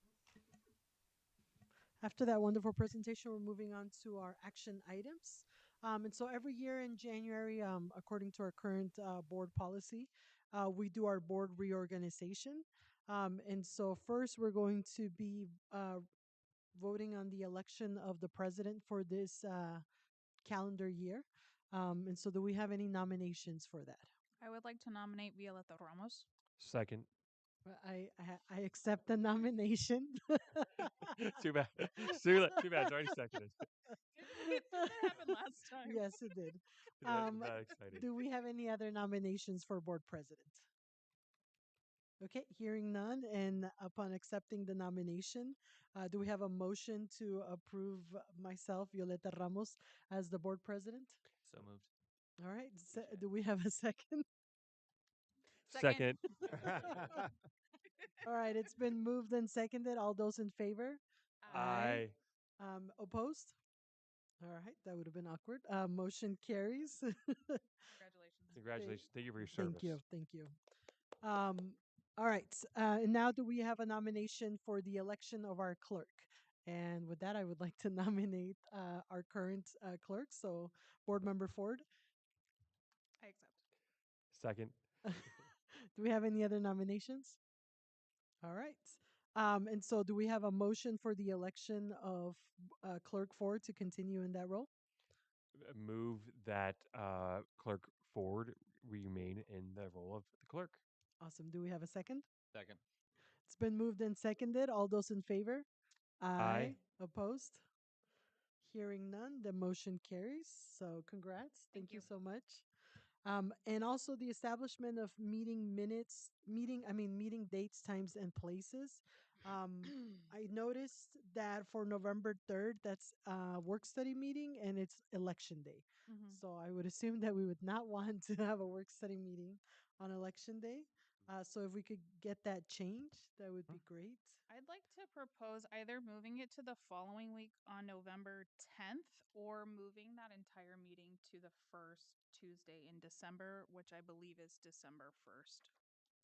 We had a work study in December this year and it didn't propose any issues. Yeah, one of the main reasons we stay away from December is generally, we don't want to have meetings when there are concerts and things like that going on. I know you guys want to be part of what's happening out in the school communities, so we try and avoid December. But the date, if we get it early in the month, what's the date of that first Tuesday? November 3rd is the first Tuesday, and I think November 10th is the second Tuesday. In December, though, what was that in first? December? I believe, and I'm double checking. I believe it was the December 1st.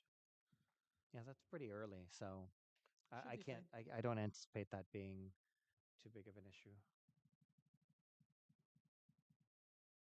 Yeah, December 1st. I would rather have it on December 1st than if we do the 10th. I think that's the day before Veterans Day. Okay. And technically, we're in Yeah. school on Tuesday, but it'd be probably easier in December. Mm-hmm. Does anybody have any other issue? Nope.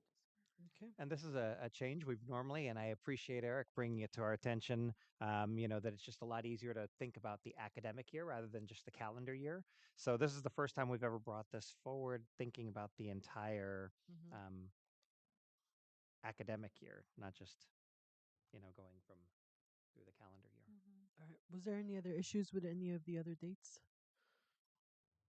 Is the May 11th date that's earlier just to kind of get further away from the end of the school year? Is that the reason for that one? Yes, because the following we actually end quite early. Mm-hmm. So in that year, so I believe that would be the same week as promotion. So that would put board meeting promotion. That'd be quite a long week. Yeah.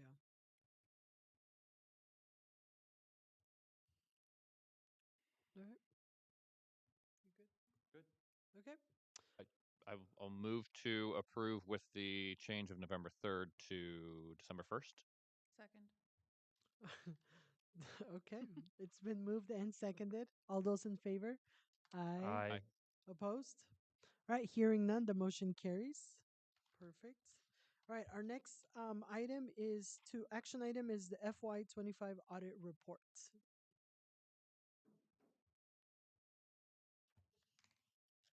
Good evening.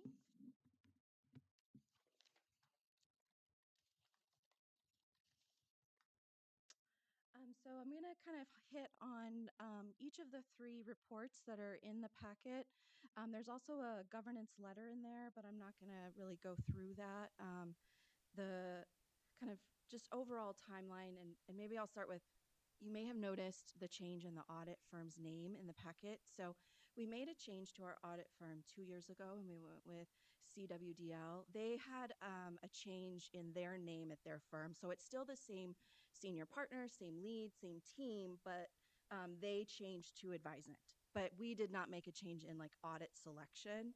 It was just something they did on their end as they merged in with another firm and renamed. So just wanted to make sure that was clear before we got started into the reports. The timeline on this next slide is each year that we're with them, I feel like is getting better. So you may remember, those of you that were on the board several years ago when we had our previous auditors, we talked a lot about like 5 visits for field work. They were here 5 different times, out 4 different times. This has gotten way better since we've made the change with audit firms. And so this past year, you can see we start engaging, go through the official engagement letter, have a brief virtual meeting, talk about kind of what's coming up. Has there been any major changes that they need to be aware of that they can build into their plan? We do that kind of early on, May, June, and then preliminary work, they're here in September, and then they come back and do final field work in November. So we're down to 2 visits. And then reports were actually finalized in December this year. Historically, the district has been on a January timeline for final reports, but we were able to accelerate that timeline this year as well and move it up to December.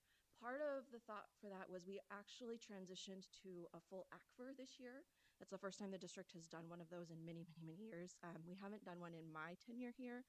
And so we wanted to build in enough time to make that transition, as it does take, especially this first year, involves gathering a lot more information, creating more comparison tables and other pieces, and building out a full like 10-year history in a lot of those comparison tables. So we wanted to build in enough time because we do have a hard kind of deadline of doing submissions tied to our EMA filings for our bonds of January 31st. So we set a target of let's try to get it done in December. So if it does trickle over, we still have time. But we were actually able to get it all done on that accelerated timeline by December, which was wonderful. Part of that also, that timeline supports us being able to then having an ACFR go out and actually submit our financial reports to other external agencies for consideration of excellence in financial reporting and those other pieces. And so it kind of all is now lining up with then us being able to move forward with that December timeline. And next year, going into year 2, when you start to create an ACFR, it's going to be much less work because all those 10-year tables and all that other historical data is there, and it's just updating with current year numbers at that point. If we move to that next slide, these are the reports that are included there. So we have the USFR compliance questionnaire. We'll touch on the single audit, which is an audit of our federal programs, revenues and expenditures. And then, like I mentioned, there's a letter in there around governance communication addressed to the governing board specifically, and then the ACFR report of the financial statements. Kind of flowing into the financial reports. If you want to follow along in the attachments, because we're presenting the slide deck, it actually starts around page 90 in the packet. But the next slide there kind of goes through the scope of the audit around just this one report, the financial report. So again, the auditors, they're coming in and they're auditing us on those financial reports. They're helping to compile those financial reports, and they're also looking at the USFR compliance questionnaire as part of that. So that testing really pulls in then to being able to generate those financial reports with accuracy as well. As errors may or may not be identified during that compliance questionnaire pieces. Some new accounting policies were implemented this past year for all districts. Was the compensated absences. So there were some changes into how we account for compensated absences that all districts had to include in their FY25 audits. And so this had a minor effect on our financial statements. Our FY24 statements had to be restated. So they had to be recalculated to then be able to include FY25 changes for compensated absences so that you're starting kind of apples to apples. And so that effect was just under 700,000 and a change to our net position. So it was pretty minor in comparison to our overall net position. But just wanted to make sure and highlight that. That was some additional work for the district and the audit firm this past year in implementing those new changes. Overall, the district received an unmodified opinion, a clean opinion on those annual financial reports. The next slide talks about some key financial highlights there. So these are the trends, the same trends that were presented last year from the auditor to the board during, I think, our April work study last year. Kind of Dan Johnson from the audit firm came and presented. And so we're still seeing those positive trends in our net position and a positive trend in our overall fund balance. You'll notice that just the negative net position in the unrestricted line there, that's due to pension liabilities. That's how we have to report for other pension liabilities such as ASRS and our portion of that. And so that's not really it's our number, but not really our number. But overall, you'll see our net position changed, increased by 4.3 million. And so we're still seeing that positive trend in net position. Positive trends in fund balance. So important to note, the general fund and the non-major funds have those positive increases in fund balance, which is really great to see. Overall, you're going to see the bond building fund and the debt service go up and down every year because as we spend down those bonds that we've sold and received, we want those proceeds to be spent down. That means construction is happening. And so those funds are going to go down. And then we'll see in FY26, that fund balance goes back up because we did another bond sale in FY26 just a few months ago in the fall. And so then we'll see that go up and down as we move through this 100 million construction program. But we really want to be looking at that general fund and those non-major governmental fund balances. Next highlight from the financial report is just to note the kind of change from where we had budgeted for our general fund. And this is specific to our maintenance and operations, so our M&O fund, budgeted compared to actual. And so we had expenditures that were 2.9 million under budget. And so that number is probably familiar to you as we talk a lot about that, as refer to it as carry forward. So when we talk about AFR and we talk about our budget revisions throughout the year, that under expended budget capacity is what we refer to as in that carry forward capacity for expenditures in future years. I have a spot for questions at the end, but if you have questions as we move through each of the components, feel free to interrupt me. Otherwise, I'm going to keep flowing right into single audit and then questionnaire, and then I have space for questions at the end too. The single audit, again, that focuses on our federal program compliance and any corrective actions the district may have. That report starts right around page 188 of your packet. The next slide there kind of goes through again kind of the scope of what the auditors are looking for during that single audit. They looked at 2 of our federal programs because they have to test a certain percentage of our overall expenditure revenues of total federal awards. And so this past year, they test our special education cluster, and they tested our EIR grant, or our Education, Innovation, and Research grant. And so they really drill down and look at compliance within those 2 federal funds to assess overall compliance and risk of all kind of federal awards. So looking at internal controls over compliance, they look at compliance within those federal programs, and then they also look at an internal review over financial reporting. That middle section there where we have schedule of findings and question cost, kind of want to break that out. So it's really like a 2-parter. They're looking at, are there any federal findings in the way that those federal programs that they were testing needed to be managed? So were expenditures made according to what the federal requirements of those funds or restrictions. They're looking at, are there any material weaknesses in how those federal programs are managed? And then the second component of that is what they refer to as significant deficiencies. Significant deficiencies are based on risk or deficiencies within the financial statement reporting, not necessarily a finding within how the federal funds were managed within that federal compliance. Significant deficiencies are less severe than a material weakness, but they're still really, really important to highlight. They result in a corrective action, and it's important because those usually flow through to other areas that you'll see later when we get to the USFR.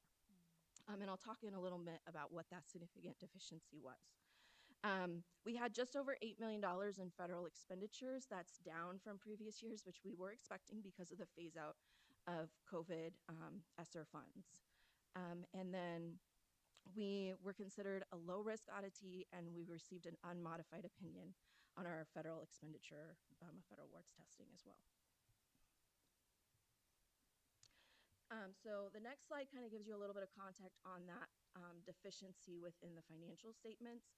So the district had an invoice that we received for services rendered through one of those two programs that they were specifically testing, and that was recorded in the subsequent fiscal year.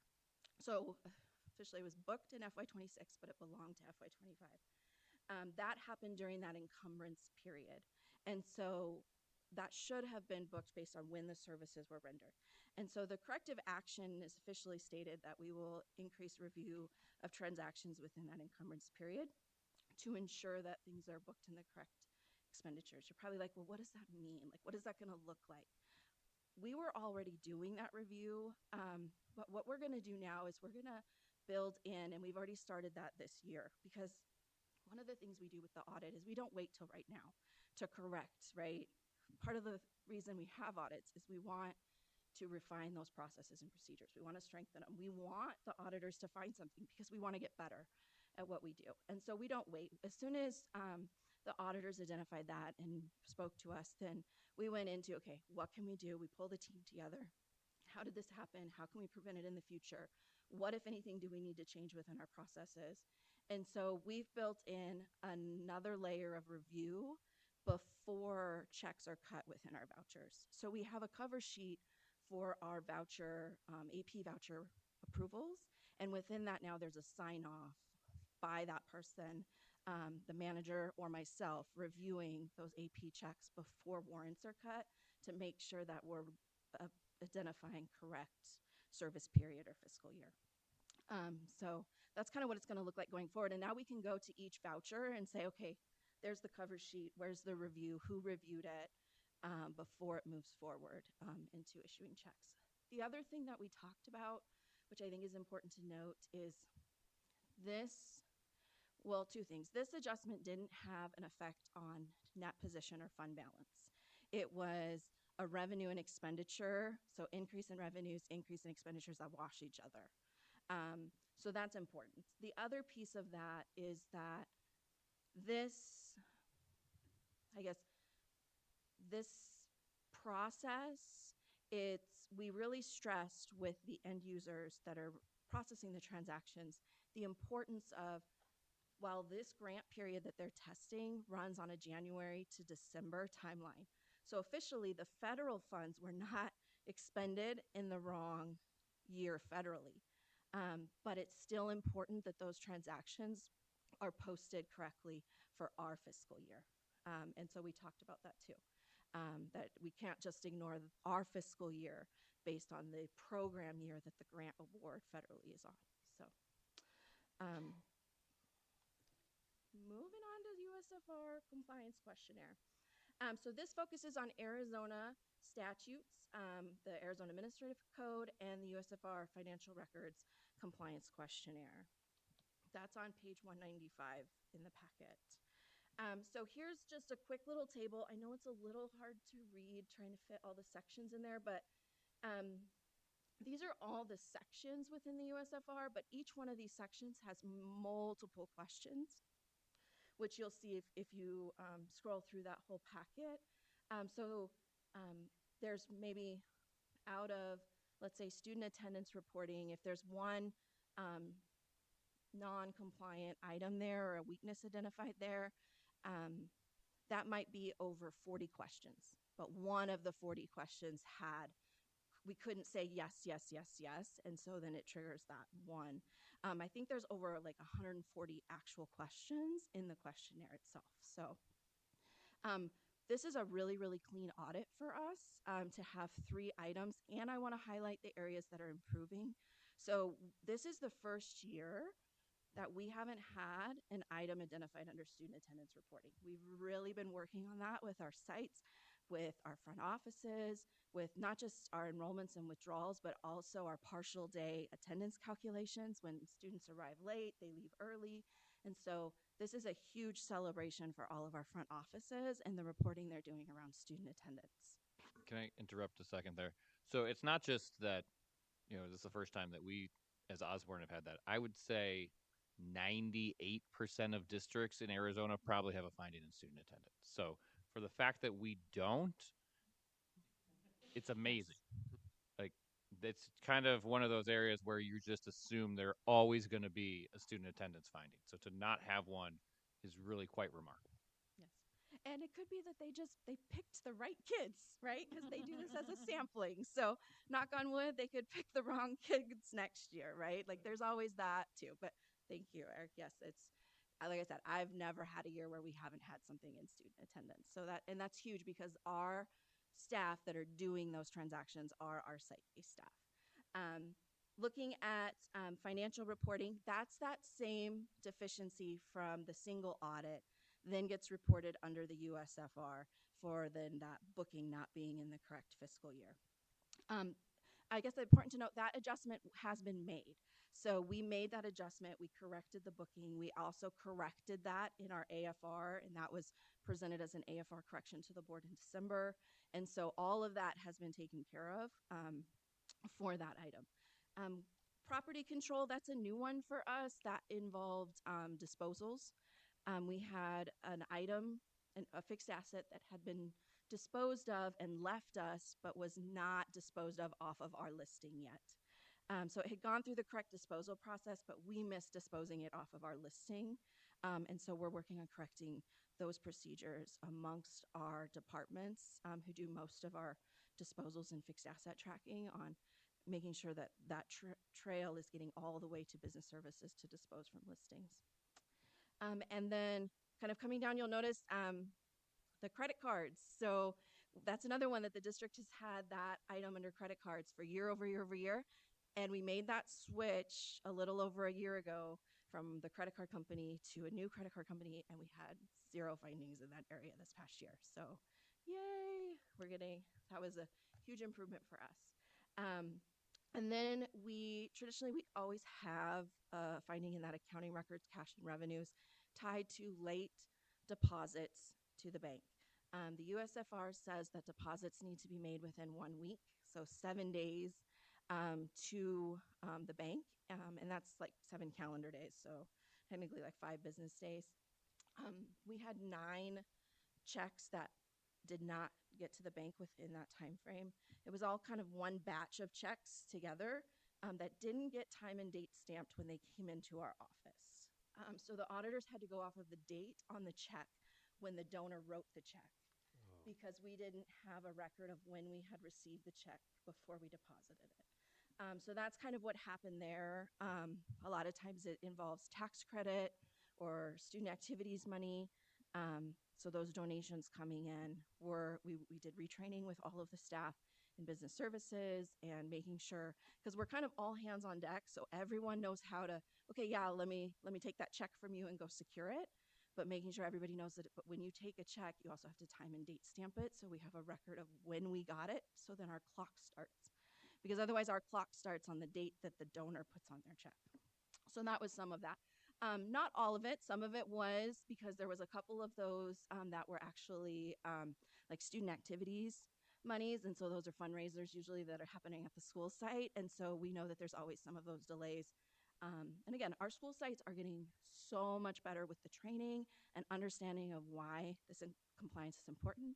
And our front offices and the admin assistants we have in the schools are just doing an amazing job because that number has really gone down over the years. So with that, my last slide, I just wanted to highlight kudos for all the staff that participate in the audit, but particularly the business services team. The next slide is just some feedback that we received from the auditors, and I thought it would be nice to share with all of you. Like, the auditors have continually told us, I don't know, Brendan, if you want to go to that last slide there, they love coming to Osborne. They're like, we love being here. They always tell us how well prepared and organized we are, which makes their time go so much faster.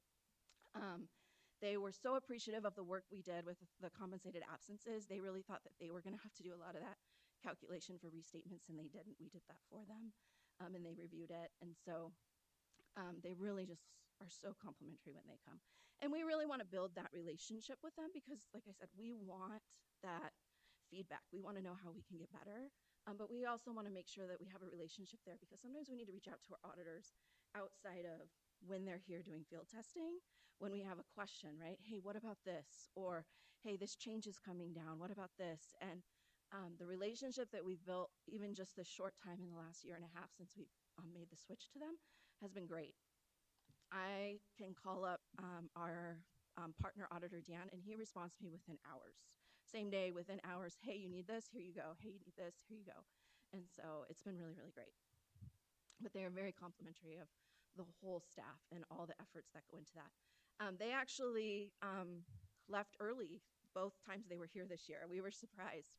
We blocked out a whole week and they only needed 2 days on site because of how organized and prepared the team was in gathering everything. So it was great. Perfect. Thank you so much. Does anybody have any questions, comments? All right. Just congratulations. I mean, I've been reading these for many years now. Never has there been any major issues, but I've just, see the steady progress, and this is very impressive. Thank you so much. Thank you. All right. Thank you again. Yeah, it was a really long report, but it's really awesome to read it and see no risk, and just seeing how well we're doing, especially when we've seen other school districts suffer through these reports. And so happy to know we're in good hands. So thank you so much again. All right. So we'll have to do a roll call vote for this, or well, first, do we have a motion to approve the audit report? So moved. Do we have a second? Second. All right, now we'll have to do the roll call vote. So, Board Member Blink, Aye. Board Member Thompson, Aye. Board Member Hermas, Aye. Clerk Ford, Aye. and I for myself as well. So it's been motion carries. Thank you so much. All right, the next item is we're going to be adopting in a single reading. Yeah, so on the very next item, we've got a policy change. We want to do this in one meeting because it relates to dates and open enrollment. And by the time we have our next regular board meeting, one of those deadline dates or dates of notification, or when we would have the lottery for our special programs or schools, will have passed. So we're hoping to do this adoption of policy in one reading. All right, do we have a motion for adoption of policy in one reading? So moved. Do we have a second? Second. All right, it's been moved and seconded. All those in favor? Aye. Aye. Opposed? All right, motion carries. And so now we have action item D, approval of revisions to open enrollment JFBRA. We recognize that this is both the exhibits and what's the second one? Regulations. Thank you. Both exhibits and regulations normally they don't have to be board approved, but it's been our way of doing things. We always bring exhibits and regulations to the board for approval. So we originally revised the open enrollment policy and regulations under JFB back in December of 2023. And since then, there has been policy updates that have happened. And that change of our date went back to March 15th when ASBA policy did their policy advisories. And so although we probably could call ASBA and say we had this before, I just want to stay above board with all things having to do with these policies and transparency with open enrollment. So we just want approval of that open enrollment date um, with the notification of the board's original intent of February 1st. All right. Do we have a motion? So moved. Do we have a second? Second. It's been moved and seconded. All those in favor? Aye. Aye. Opposed? All right. Hearing none, motion carries. And now our last action item, recommendation regarding contract number 2024.01, capital project management.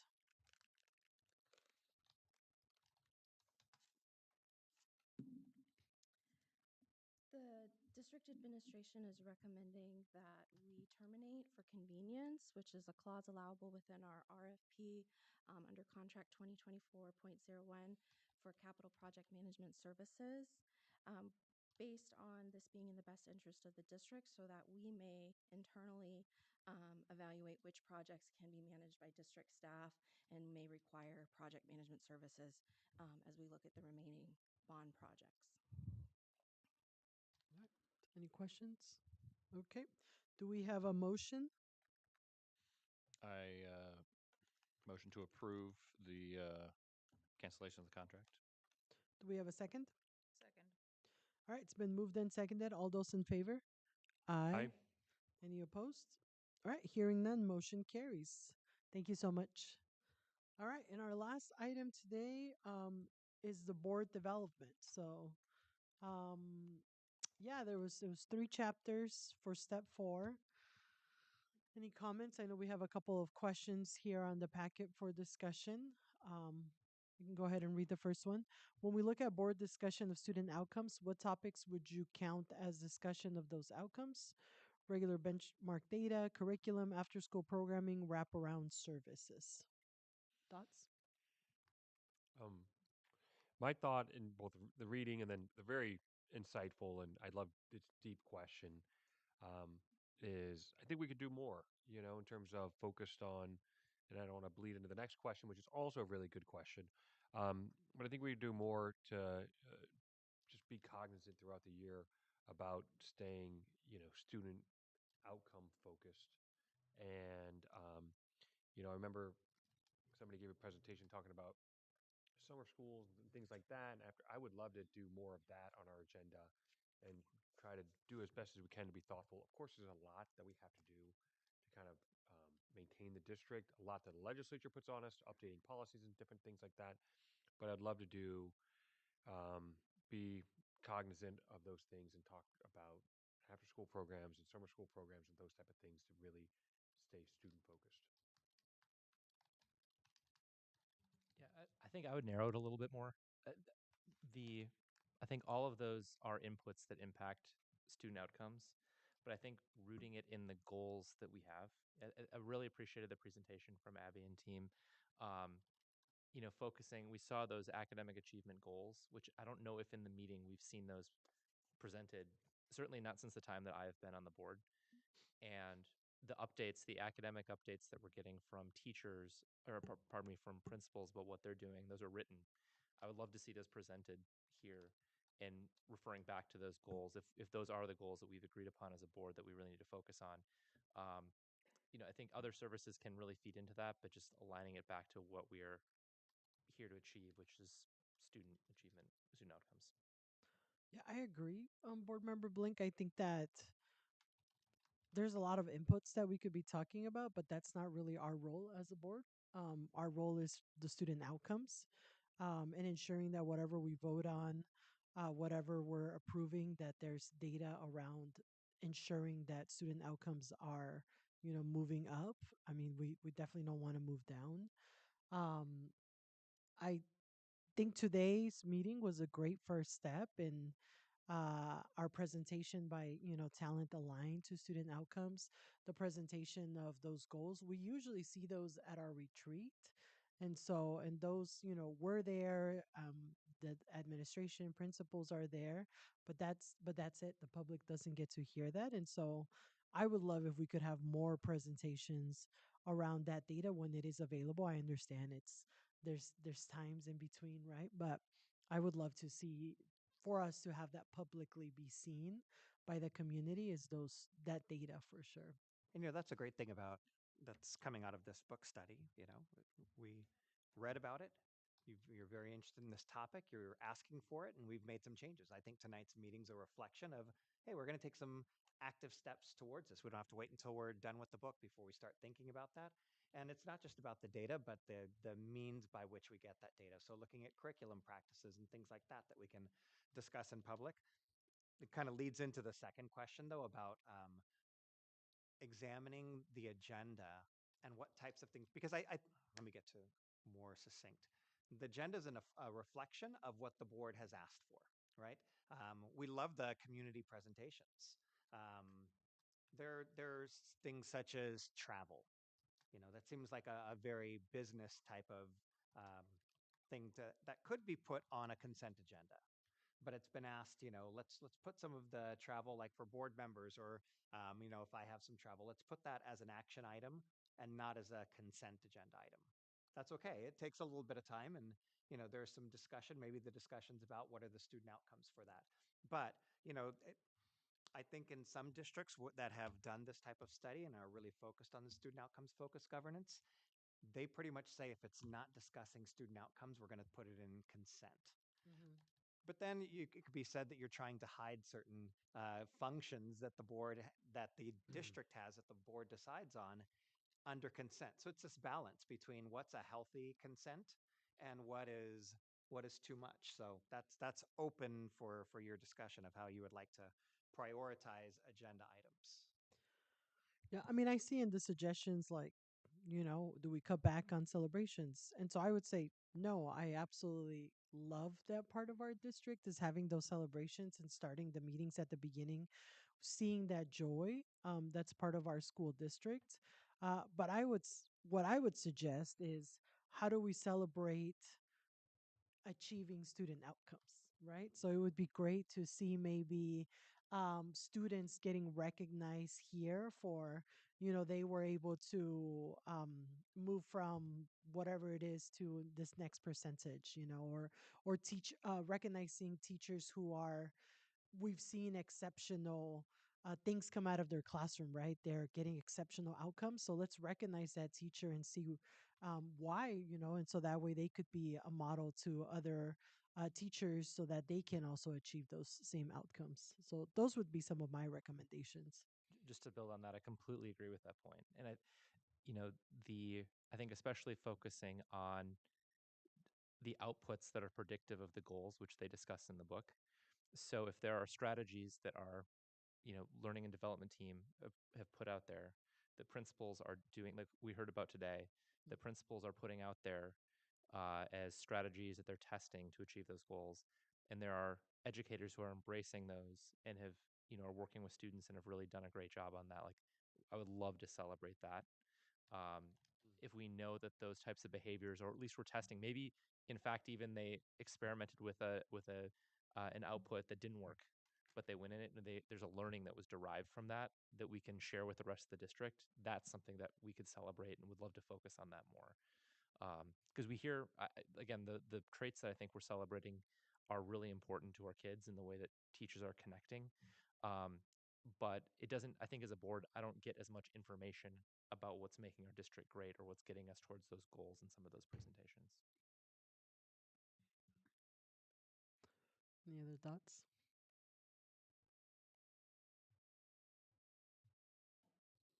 All right.